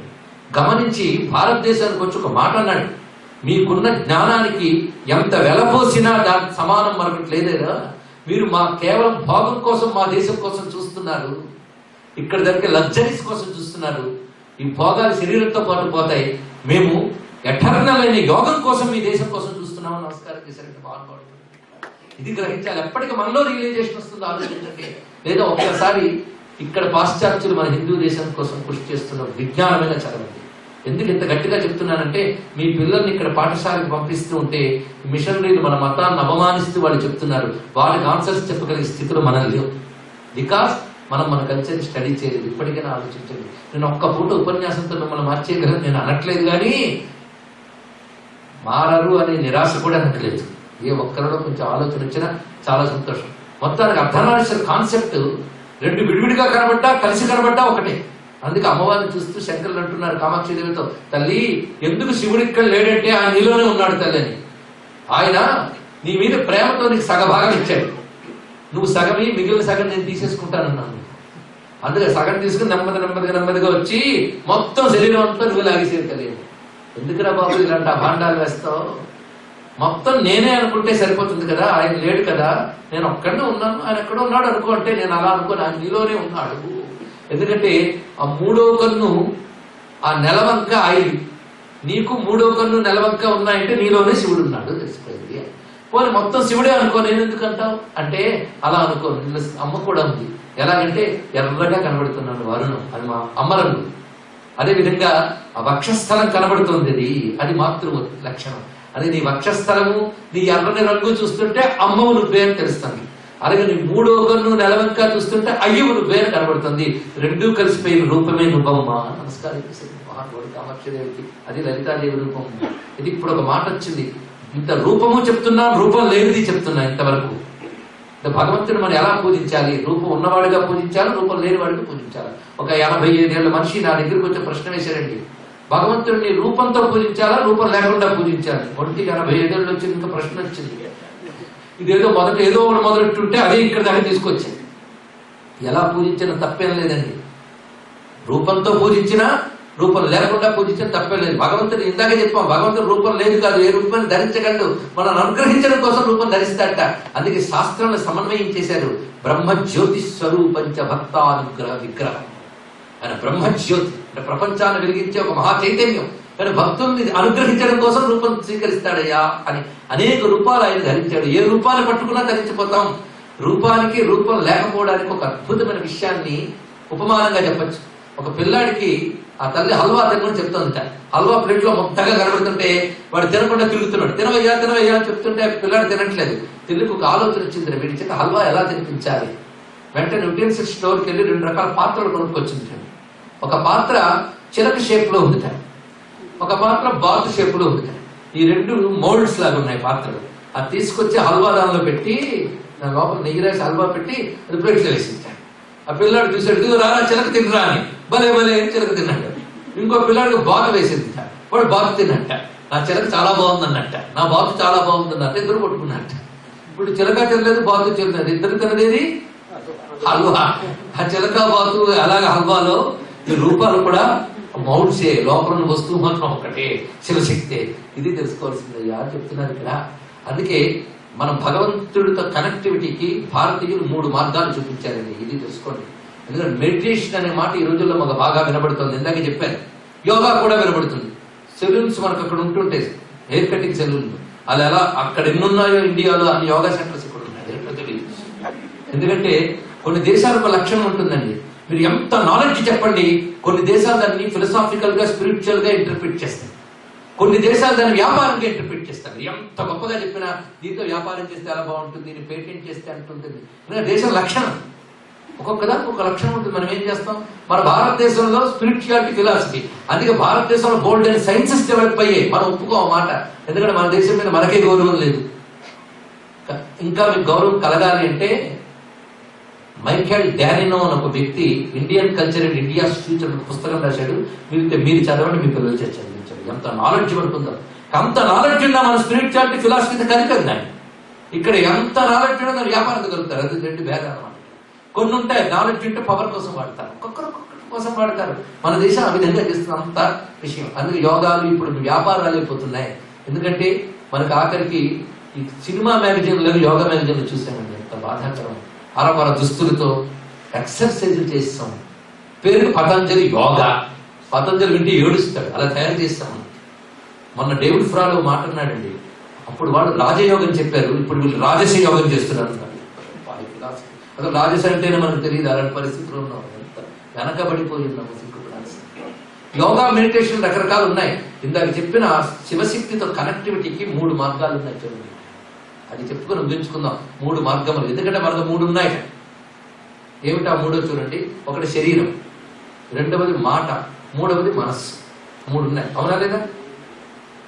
శరీరం ఫిజికల్ గా కనబడుతుంది, మిగిలిన 2 కనబడదు. అది కొంత నయం. మనసులో ఇప్పుడు ముగిస్తాడు అనుకోవచ్చు, కానీ నాకు తెలియదు కనుక హాయిగా ఉంటుంది. కానీ మనసు ఒకటి ఉంటుంది, మాట మరొకటి ఉంటుంది. బాగుంది కానీ 10 నిమిషాలు పర్వాలేదు, లోపల మాట 10 నిమిషాలు ముగించండి ఉంటుంది మాట. కానీ మాట కూడా బయట కంటేనే, లేకపోతే అది బాధ లేదు.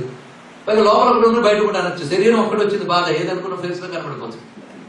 ఈ శరీరం ఒకటి వచ్చింది, కానీ మనకు 3 ఉన్నాయి కదా.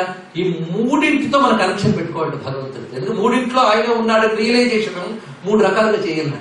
ముందు శరీరం, ఈ శరీరాన్ని 2 రకాలు. ఒకటి మనం ఎంజాయ్ చేస్తున్న శరీరంతో, పైగా మనం శరీరంతో పుచ్చుకోవడానికి పదార్థం బయట ఉండాలి, అవునా లేదా? రుచికరమైన పదార్థం తినాలంటే 2 ఉండాలండి. ముందు పదార్థం ఉండాలి, నాలుగు ఉండాలి. అలాగే మంచి దృశ్యం ఉంటే చూపు ఉండాలి, మంచి శబ్దం ఉంటే చెవి ఉండాలి. ఇలా బయట ఒక పదార్థం పుచ్చుకోవడానికి శరీరం. ఆ పదార్థం ఎవడు సృష్టించాడు, అది పుచ్చుకునే శరీరం ఎవడిచ్చాడు. ఈ 2 చూస్తే ఈ శక్తి ఆ శక్తి కూడా భగవంతుడే అని ధ్యానం ఫిజికల్ గా చేసేది. దీనికి పూజ అని మన వాళ్ళు పెట్టారండి. కొందరికి ఈ మధ్య పూజలు కాదని మెడిటేషన్ చెప్పండి. ఒక ఆయన అంతా మనస్సే కదండి, మనస్సుతో చేస్తే చాలు, పూజలు చేయాలని. మనస్సుతో భోజనం చేసినప్పుడు మాట్లాడచ్చు. శారీరక స్పృహన్నంత కాలం శరీరంతో పూజ చేయాలి, ఇది చెప్పాడు. ఒక ఆవిడంది, ఆవిడ రోజు నైవేద్యం పెట్టాలా, నువ్వు తింటే పెట్టమ్మా అని చెప్పి. ఏముందండి, మనం ఏది అనుభవిస్తున్నామో అది భగవంతుడని పదార్థంగా తిన. అది పదార్థం తినక ప్రసాదం తినన్నాడు మన సంస్కృతిలో. పదార్థం ప్రసాదం చేయడం సులభం అండి.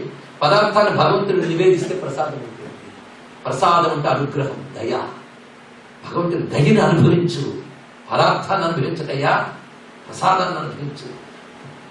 ప్రసాదం తింటే మనస్సు ప్రసాదం అవుతుంది. ప్రసాదం అంటే మనస్సుకి ప్రశాంతత ఏర్పడుతుంది.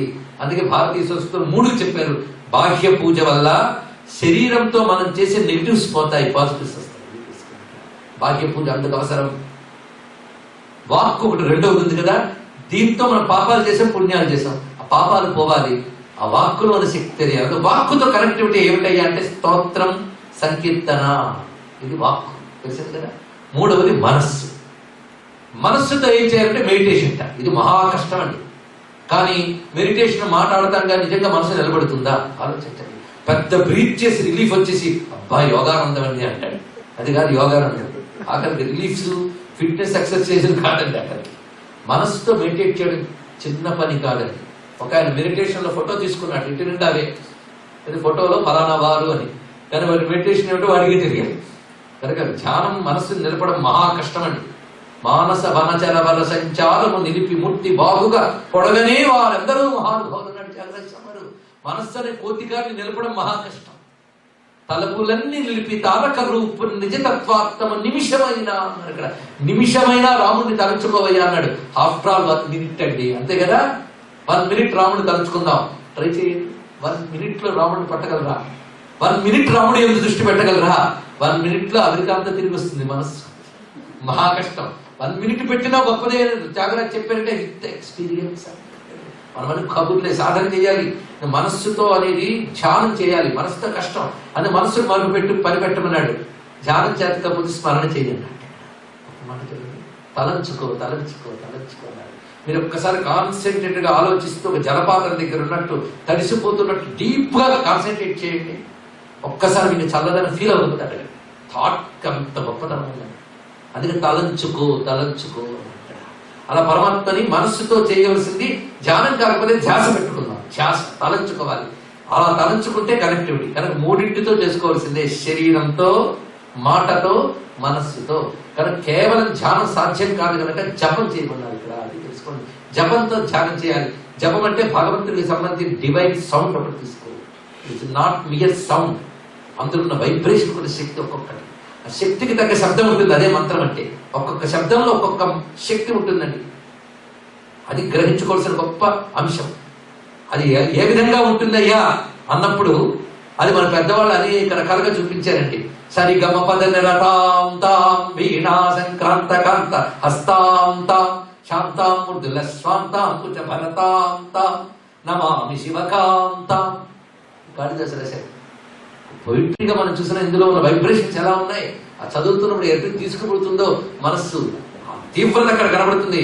నరసింహస్వామి వచ్చినప్పుడు ఎలా వచ్చాడు, వీళ్ళు వచ్చినప్పుడు పద్యాలు రాస్తారు. మన మహానుభావుడు అన్నమయ్య దగ్గరికి ఒక్కసారి వెళ్ళండి. పాల నేత్రానల ప్రబల విద్యుల్లత కేళి విహార లక్ష్మీనారసింహ ప్రళయ మారుత ఘోర భద్రికా ఫుత్కార లలిత నిశ్వాస డోలారచనయ కులశైల కుంభిని కుముదహితల విగగన చలన విధి నిపుణ నిశ్చలనారసింహ అనగా నరసింహస్వామి కనబడ్డండి. అదిగో అల్లదిగో హరివాసం రాసిన అన్నమయ్య రాశాడండి. అంటే అక్కడ మీనింగ్ కాదు, ఫీలింగ్. దాన్ని ఏం పెట్టాడు ఆయనకు తెలుసు. అలా శబ్దానికి శక్తి ఉంటుంది. అదే స్తోత్రం, జపం. దానివల్ల వాక్కు శక్తివంతమవుతుంది. శరీరంతో ఆరాధన చేయడం వల్ల శరీరం శక్తివంతమవుతుంది. మనస్సుతో ధ్యానించడం వల్ల మనస్సు శక్తిమవుతుంది. మూడు శక్తివంతమైతే నువ్వు శక్తివంతం అవుతావు. ఆ శక్తి శివశక్తి నీలో నువ్వు గ్రహించగలవు. ఇది మనం ఇవాళ శివశక్తి అంటే ఏమిటో చెప్పుకున్నాం. దాన్ని ఎలా ఆరాధించాలో కూడా చెప్పుకున్నాం. కనుకనే ఒక ఏడు వదిలేద్దామా అని చూడద్దు, మూడు కలిపి పట్టుకోండి.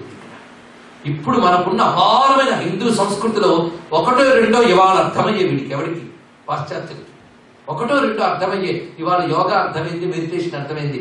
మిగిలినవి ఇంకా మరికొన్ని సెంచరీస్ తర్వాత అర్థమవుతాయి. వీళ్ళకి అర్థమయ్యే కనుక ఇవే గొప్పవని మనం పట్టుకుంటున్నాం, మనం వదిలేస్తున్నాం. కనుకనే ముందు మనవి గొప్పవనే భావం మనకు తెలుసుకుని ఋషులు చెప్పిన దాన్ని నమ్ముతున్నాం. ఇది గుడ్డి నమ్మకం కాదు. మీకు తోచింది నమ్మితే గుడ్డి నమ్మకం. ఋషులు చెప్పింది నమ్మితే దాని పేరు శ్రద్ధ అని పేరు. ఇది ఒక్కటి తెలుసుకుంటే చాలు. శ్రద్ధ వేరు, విశ్వాసం వేరు. విశ్వాసం అంటే ఏం తోస్తే అది నమ్మితే విశ్వాసం. శాస్త్రం చెప్పింది నమ్మితే శ్రద్ధ. ఎందుకంటే మీ తల్లి మీకోసం కష్టపడి పొద్దున్న నుంచి లేచి వండి అన్నం పెట్టిందండి. నువ్వు అమ్మ సరిగ్గా విటమిన్స్ తో అన్నిటితో వండిందో లేదో నాకు తెలియదు, నేను ఇప్పుడు వంట ప్రారంభించడను అంటే నీకెంత టైం మళ్ళీ వేస్ట్ అవ్వనా కదా. మన ఋషులు మన తల్లిలాగా వాళ్ళు తపస్సు చేసి జ్ఞానాన్నంతా ఇక్కడ దగ్గర పెట్టారు. నువ్వు హాయిగా నమ్ముకున్నావు అనుకో, నీకు సగానికి సగం శ్రమ తప్పి సాధిస్తావు అన్నాడు. అదే శాస్త్రం చెప్పింది నమ్మవయ్యా. ఆ శ్రద్ధతో ఇందాక చెప్పిన మూడు సాధన చేయి. శ్రద్ధ అంటే శాస్త్రవాక్యంపై, గురువాక్యంపై నమ్మకం. గురువు చెప్పాడు, శాస్త్రం చెప్పింది. గురువు శాస్త్రంలో ఉన్నదే చెప్తాడు. ఇది తెలుసుకోండి. అందుకని గురువు గారు వచ్చి ఈ శాస్త్రాలన్నీ చాలా పాతరైపోయాయి, నేను కొత్త సిద్ధాంతం తీసుకొచ్చారంటే కొంప ముంచేవరని ఆయన చెప్పండి. కొత్తవన్నీ కొంపలు ముంచుతాయి. శాస్త్రం చెప్పిందే వినాలి. ఈ మాట వినగానే మనకు కోపం వస్తుంది. అంటే బ్లైండ్ బిలీఫ్ కదా అని. It's not blind. మనం ఒక డాక్టర్ దగ్గరికి వెళ్ళి జబ్బు వచ్చిందని డాక్టర్ మెడిసిన్ రాసిచ్చాడు, వెంటనే కొనుక్కుంటా కానీ ఇది కరెక్ట్ అవునో కాదు నేను మెడిసిన్ చదువుతాను అంటావా? లోపల పురాణం పోతుంది. ఇది ఆలోచించండి. అక్కడ వాడు బాగా చదివేడు, శాస్త్రం చదివేడు అని నమ్మకం లేదు కదా. అలాగే ఋషులు శాస్త్రాల ద్వారానే మనం చెప్పారు. అయితే ఋషులు శాస్త్రాలకి మనకి చిన్న భేదం ఉందిట. శాస్త్రం అంటే ఋషుల అనుభవం, ఇట్స్ దేర్ ఎక్స్పీరియన్స్. ఋషుల అనుభవాన్ని మనం నమ్ముతున్నాం. మనం నమ్మి సాధన చేస్తే మనకు అది అనుభవానికి వస్తుంది. కనుక అనుభవానికి వచ్చే వరకు బిలీఫే, అనుభవానికి వచ్చే ఎక్స్పీరియన్స్. ఋషులు చెప్పింది నమ్మడమే మార్గం మరొకట్లేదు. అది శ్రద్ధ. ఇది బ్లైండ్ బిలీఫ్ కాదు. ఈ శ్రద్ధతో ఇందాక చెప్పిన 3 సాధన చేసి ఆ శివశక్తిని గ్రహించగలిగితే మనం కథలో చెప్పుకున్నట్టు అహంకారాలు తొలగి అమ్మవారి అనుగ్రహం లభిస్తుంది.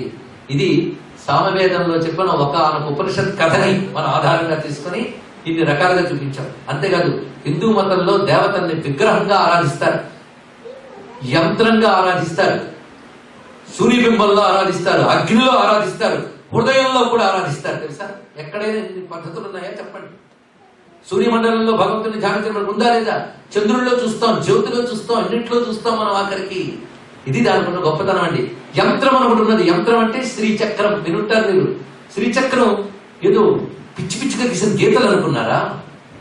ఆశ్చర్యం.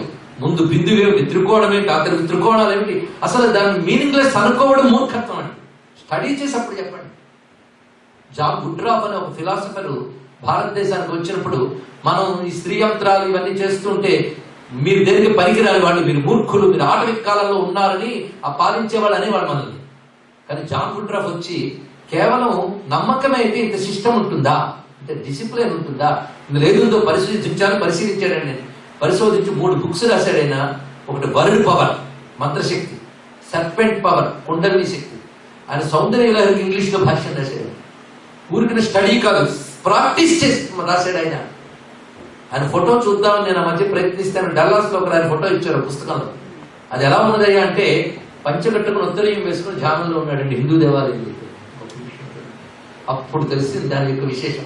ఇప్పుడు ఆ శ్రీచక్రంలో మనం చూస్తే ఐగ్రీవ్ స్వామి చెప్తున్నాడు, శ్రీచక్రంలో త్రికోణ రూపిణి ఈ శక్తి బిందు రూప శివస్మృత అన్నాడు. త్రికోణాలు అమ్మవారిట, సర్కిల్స్ అయ్యవారిట. సర్కిల్ ఇన్ఫినిటీ, అవునా లేదా? త్రికోణం 3 బిందువులు ఉంటుంది. 3 బిందువులు అంటే ఇచ్చా జ్ఞాన క్రియ. ఈ 2 కలిస్తే శ్రీచక్రం. కానీ శ్రీచక్రంలో శివశక్తులు 2 ఉన్నారు, విగ్రహంలో 2 ఉన్నారు. ఈ 2 పరిశీలించండి, 2 ఉన్నారు. అంతేకాదు అగ్నిహోత్రంలో ఆజ్యం పోస్తాం. ఏ దేవతను ఆరాధించినా అగ్నిహోత్రం పైకి మండుతూ ఉంటుంది, ఆజ్యం లోపలికి వేస్తూ ఉంటాం. ఈ 2 మనం గమనించండి. ఈ ఆజ్యం అమ్మవారిట, అగ్ని అయ్యవారిట. అగ్ని సోమాత్మక జగత్ అనే ఫార్ములా ఉందండి మన వేదంలో. వేడంతా అయ్యవారు, చదువంతా అమ్మవారు. మీరు ఒక్కసారి ఆలోచించండి. వేడు గొప్పదా, చదువు గొప్పదా? 2 కావాలి కదా. అది రెండిట్లో ఒక్కడున్నా సృష్టి జరుగుతుంది. 2 ఉండవలసిందే. సృష్టిలో చదువు, వేడి, వీటి కాంబినేషన్సే పదార్థాలని చెప్పింది మన సైన్స్, వేదిక్ సైన్స్. అందుకే అగ్నిహోత్రంలో ఆజ్యం వేస్తాం. ఆజ్యం సోమం, అగ్ని జ్వాల. ఈ అగ్ని మీరు ఒక జామెట్రికల్ ప్యాటర్న్ లో చూపించారనుకోండి, అంటే geometrical presentation of cosmic energy యంత్రం అంటే. అందుకే హిందువులు భగవంతుడిని ఆరాధించినప్పుడు మంత్రంతో ఆరాధిస్తారు, యంత్రంతో ఆరాధిస్తారు, విగ్రహంతో ఆరాధిస్తారు. 3టికి కనెక్టివిటీ ఉంది. ఇది ఆలోచించండి. అలా మనం ఆలోచిస్తే ఒక్కసారి ఈ యంత్రంలో ఉన్నటువంటి శక్తి ఆశ్చర్యం వేస్తుంది. ఇప్పుడు ఇంకా అగ్ని, ఇందాక చెప్పానే, అగ్ని ఎప్పుడు అప్వార్డ్ ఫేసింగ్, అవునా లేదా? ఈ అప్వార్డ్ ఫేసింగ్ తో ఒక ట్రయాంగిల్ గీయండి. పేపర్లో ఉన్నవాళ్ళు అప్వార్డ్ ఫేసింగ్ తో ఒక ట్రయాంగిల్ గీయండి. ఆజ్యం పోసినప్పుడు డౌన్వర్డ్ ఫేసింగ్.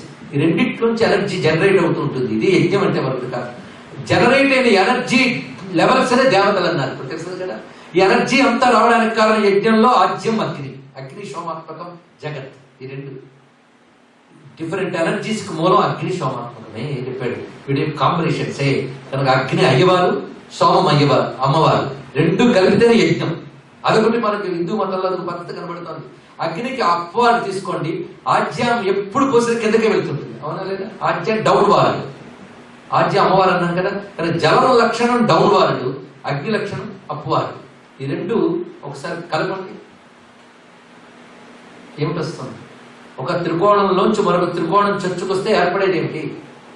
ఆలోచన ఏంటంటే నాకంటే మీరే మేధావి కదా ఈ విషయంలో, లేదా మీ కూతలు నీవి మాకెందుకు అనుకుంటున్నారా?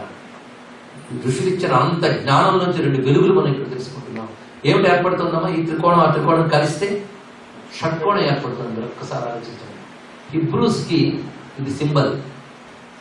వాళ్ళకి అది ఎందుకు సింబల్ వాళ్ళు చెప్పలేరేమో కానీ అది ఎందుకు సింబలో వేదం చెప్తుంది చూడండి. ఇక్కడ ఆ మొత్తం శివశక్తుల తత్వం అంతా అందులో కనిపిస్తట. ఇప్పుడు 2 త్రికోణాలు కనబడి కలిస్తే 6 త్రికోణాలు ఏర్పడ్డాయి. అందుకే శివశక్తుల పుత్రుడు 6 ముఖాలు సుబ్రహ్మణ్యుడు అని చెప్పారు ఇక్కడ. దీని యొక్క తత్వం ఇలా మనం ఆలోచిస్తుంటే ఒక్కొక్క దాని ప్రజెంటేషన్ మనం గమనించుకుంటూ ఉంటే ఎన్ని రకాల జ్ఞానాలు మన వాళ్ళు ఇచ్చారు. కానీ శివశక్తి అనే దాని కాంబినేషన్ నే మనం యజ్ఞంలో ఆరాధిస్తున్నాం, యంత్రంలో ఆరాధిస్తున్నాం, విగ్రహంలో ఆరాధిస్తున్నాం, లింగంలో ఆరాధిస్తున్నాం. ఈ 2 లింగం కూడా ఆ లింగము కింద పానవట్టం, పానవట్టం అమ్మవారు, లింగం శివుట్ట. ఇది తెలియాలంటే మీరు ఎప్పుడైనా శ్రీచక్రం చూసారా? నేను అడుగుతున్నాను, నేను అనుకోవద్దు, అలా చెప్తే నాకు డెప్త్కి వెళ్ళగలను. శ్రీచక్రం మీరు చూసినప్పుడు మధ్యలో బిందువు ఉంటుంది, పక్కన త్రికోణం ఉంటుంది, ఆ తర్వాత ఇంకా ఎన్నో ఉంటాయి. మొదటి బిందువుట శివశక్తులు కలిసిన రూపంట.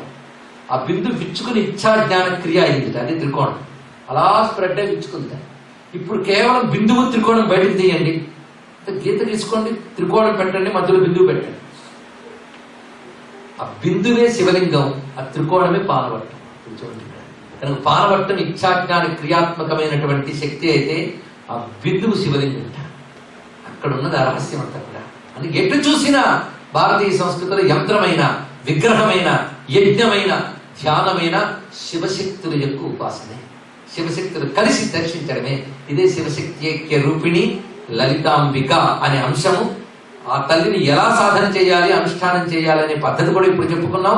త్రికరణాలు ఉపయోగించుకుని ఇది మొత్తం లలితా సహస్రనామాన్ని ఆధారం చేసుకుంటూ, ఇతర ఉపనిషత్తులను ఆధారం చేసుకుని, పురాణాలను ఆధారం చేసుకుని మనం చెప్పుకున్న సారాంశమైన అంశము ఈ శివశక్తి ఐక్య రూపిణి లలితాంబిక అనే అంశాన్ని ఒక్క పూట మనం చెప్పుకున్నాం.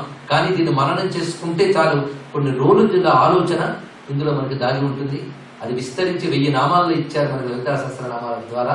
అటువంటి చిట్ట చివరి మాట మాత్రం శివశక్తి ఐక్య రూపిణి లలితాంబిక. ఆఖరికి మిగిలింది అదే ఆ విషయం. ఇది ఆలోచిస్తే ఇన్ని భావాలు మనకి లభించే, ఇన్ని భావాలు హాయిగా శివ సన్నిధిలో చెప్పుకునే భాగ్యం నాకు వాళ్ళకి కలిగింది.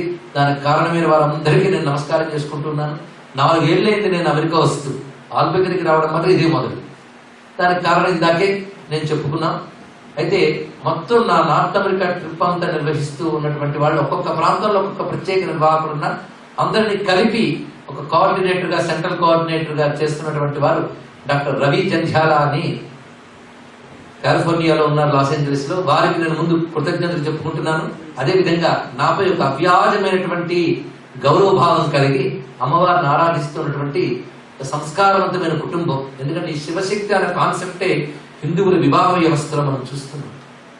ఈ కాన్సెప్ట్ మర్చిపోవడం వల్ల ఈ వివాహ వ్యవస్థ చీలుతున్న దశలకు మనం పడుతున్నాం. అలాంటి అద్భుతమైన దాంపత్య వ్యవస్థ ఎక్కడ కనబడ్డా శివశక్తులు మెరుస్తూ ఉంటారు. ఇది తెలుసుకోవాల్సింది.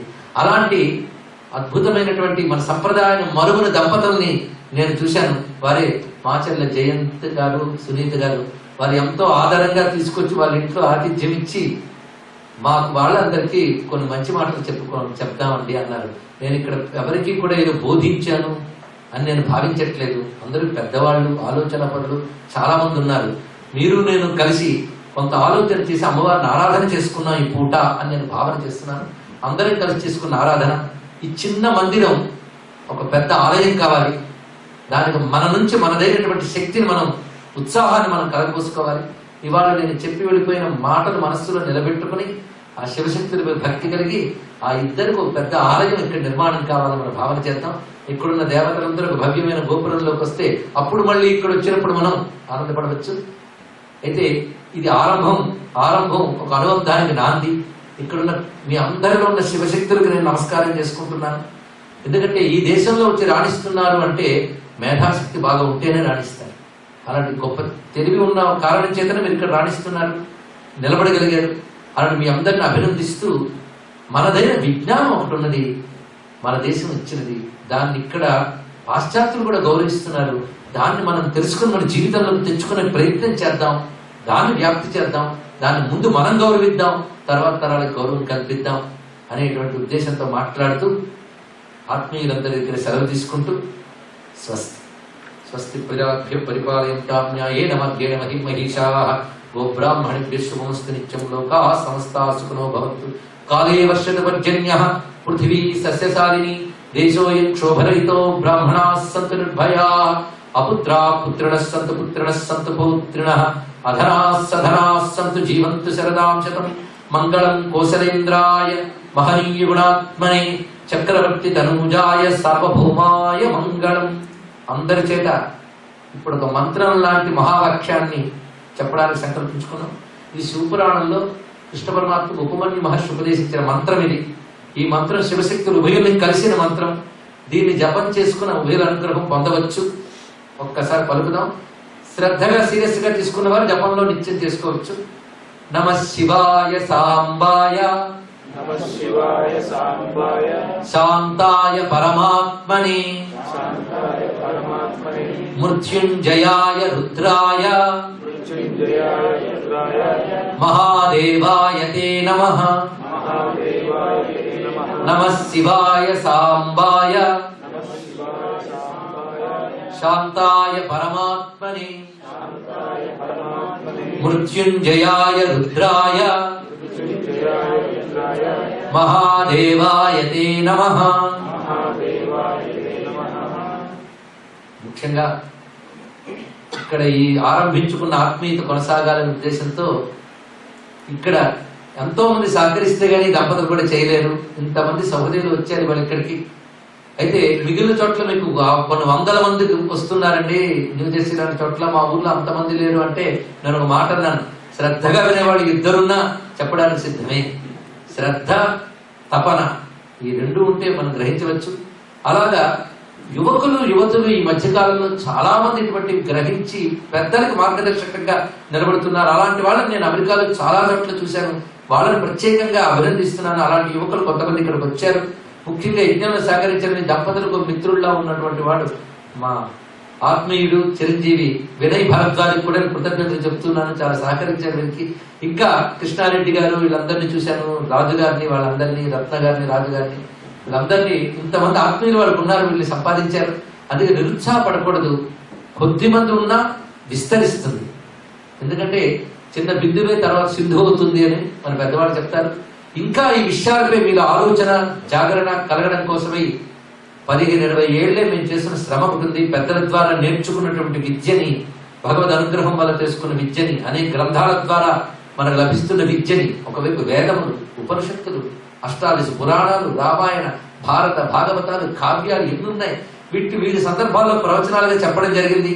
వాటన్నిటిని మీరు మరింతగా తెలుసుకోవడానికి కోసమని ఇక్కడ ఈ దంపతులు కష్టపడి హైదరాబాద్ నుంచి రకరకాల MP3 ప్రవచనాలుగా తీసుకొచ్చారు ఇక్కడికి. 10 గంటలు 15 గంటలు చెప్పిన దాన్ని కూడా ప్రవచనంగా ఉన్నవి. మొత్తం భగవద్గీత ప్రవచనాలు ఉన్నాయి. ఇలా అన్ని కూడా తీసుకురావడం జరిగింది. వీటి ద్వారా కూడా ఇంకా మనం అనుబంధం పెంచుకోవచ్చు. అదేవిధంగా సామవేదం.org, ఋషిపీఠం.org అనే 2 వెబ్సైట్లని బెంగళూరుకి సంబంధించిన కొందరు IT యువకులు నిర్వహిస్తున్నారు. వాటి ద్వారా కూడా మీరు మరిన్ని విషయాలు తెలుసుకోవచ్చు. స్వస్తి. ఒక్కసారి మనం పార్వతీ పరమేశ్వరికి జయ జయధ్వానాలు పలికి పూర్తి చేసుకుందాం. గజానన షడానన సమేత శ్రీ లలితా మహా త్రిపుర సుందరి ఉమామహేశ్వర స్వామికి, ఉమామహేశ్వర స్వామికి, శ్రీ ఉమామహేశ్వర స్వామికి. సర్వమంగళ మంగళ్యే శివే సర్వార్థ సాధికే శరణ్యే త్రయంబకే గౌరీ నారాయణి నమోస్తుతే.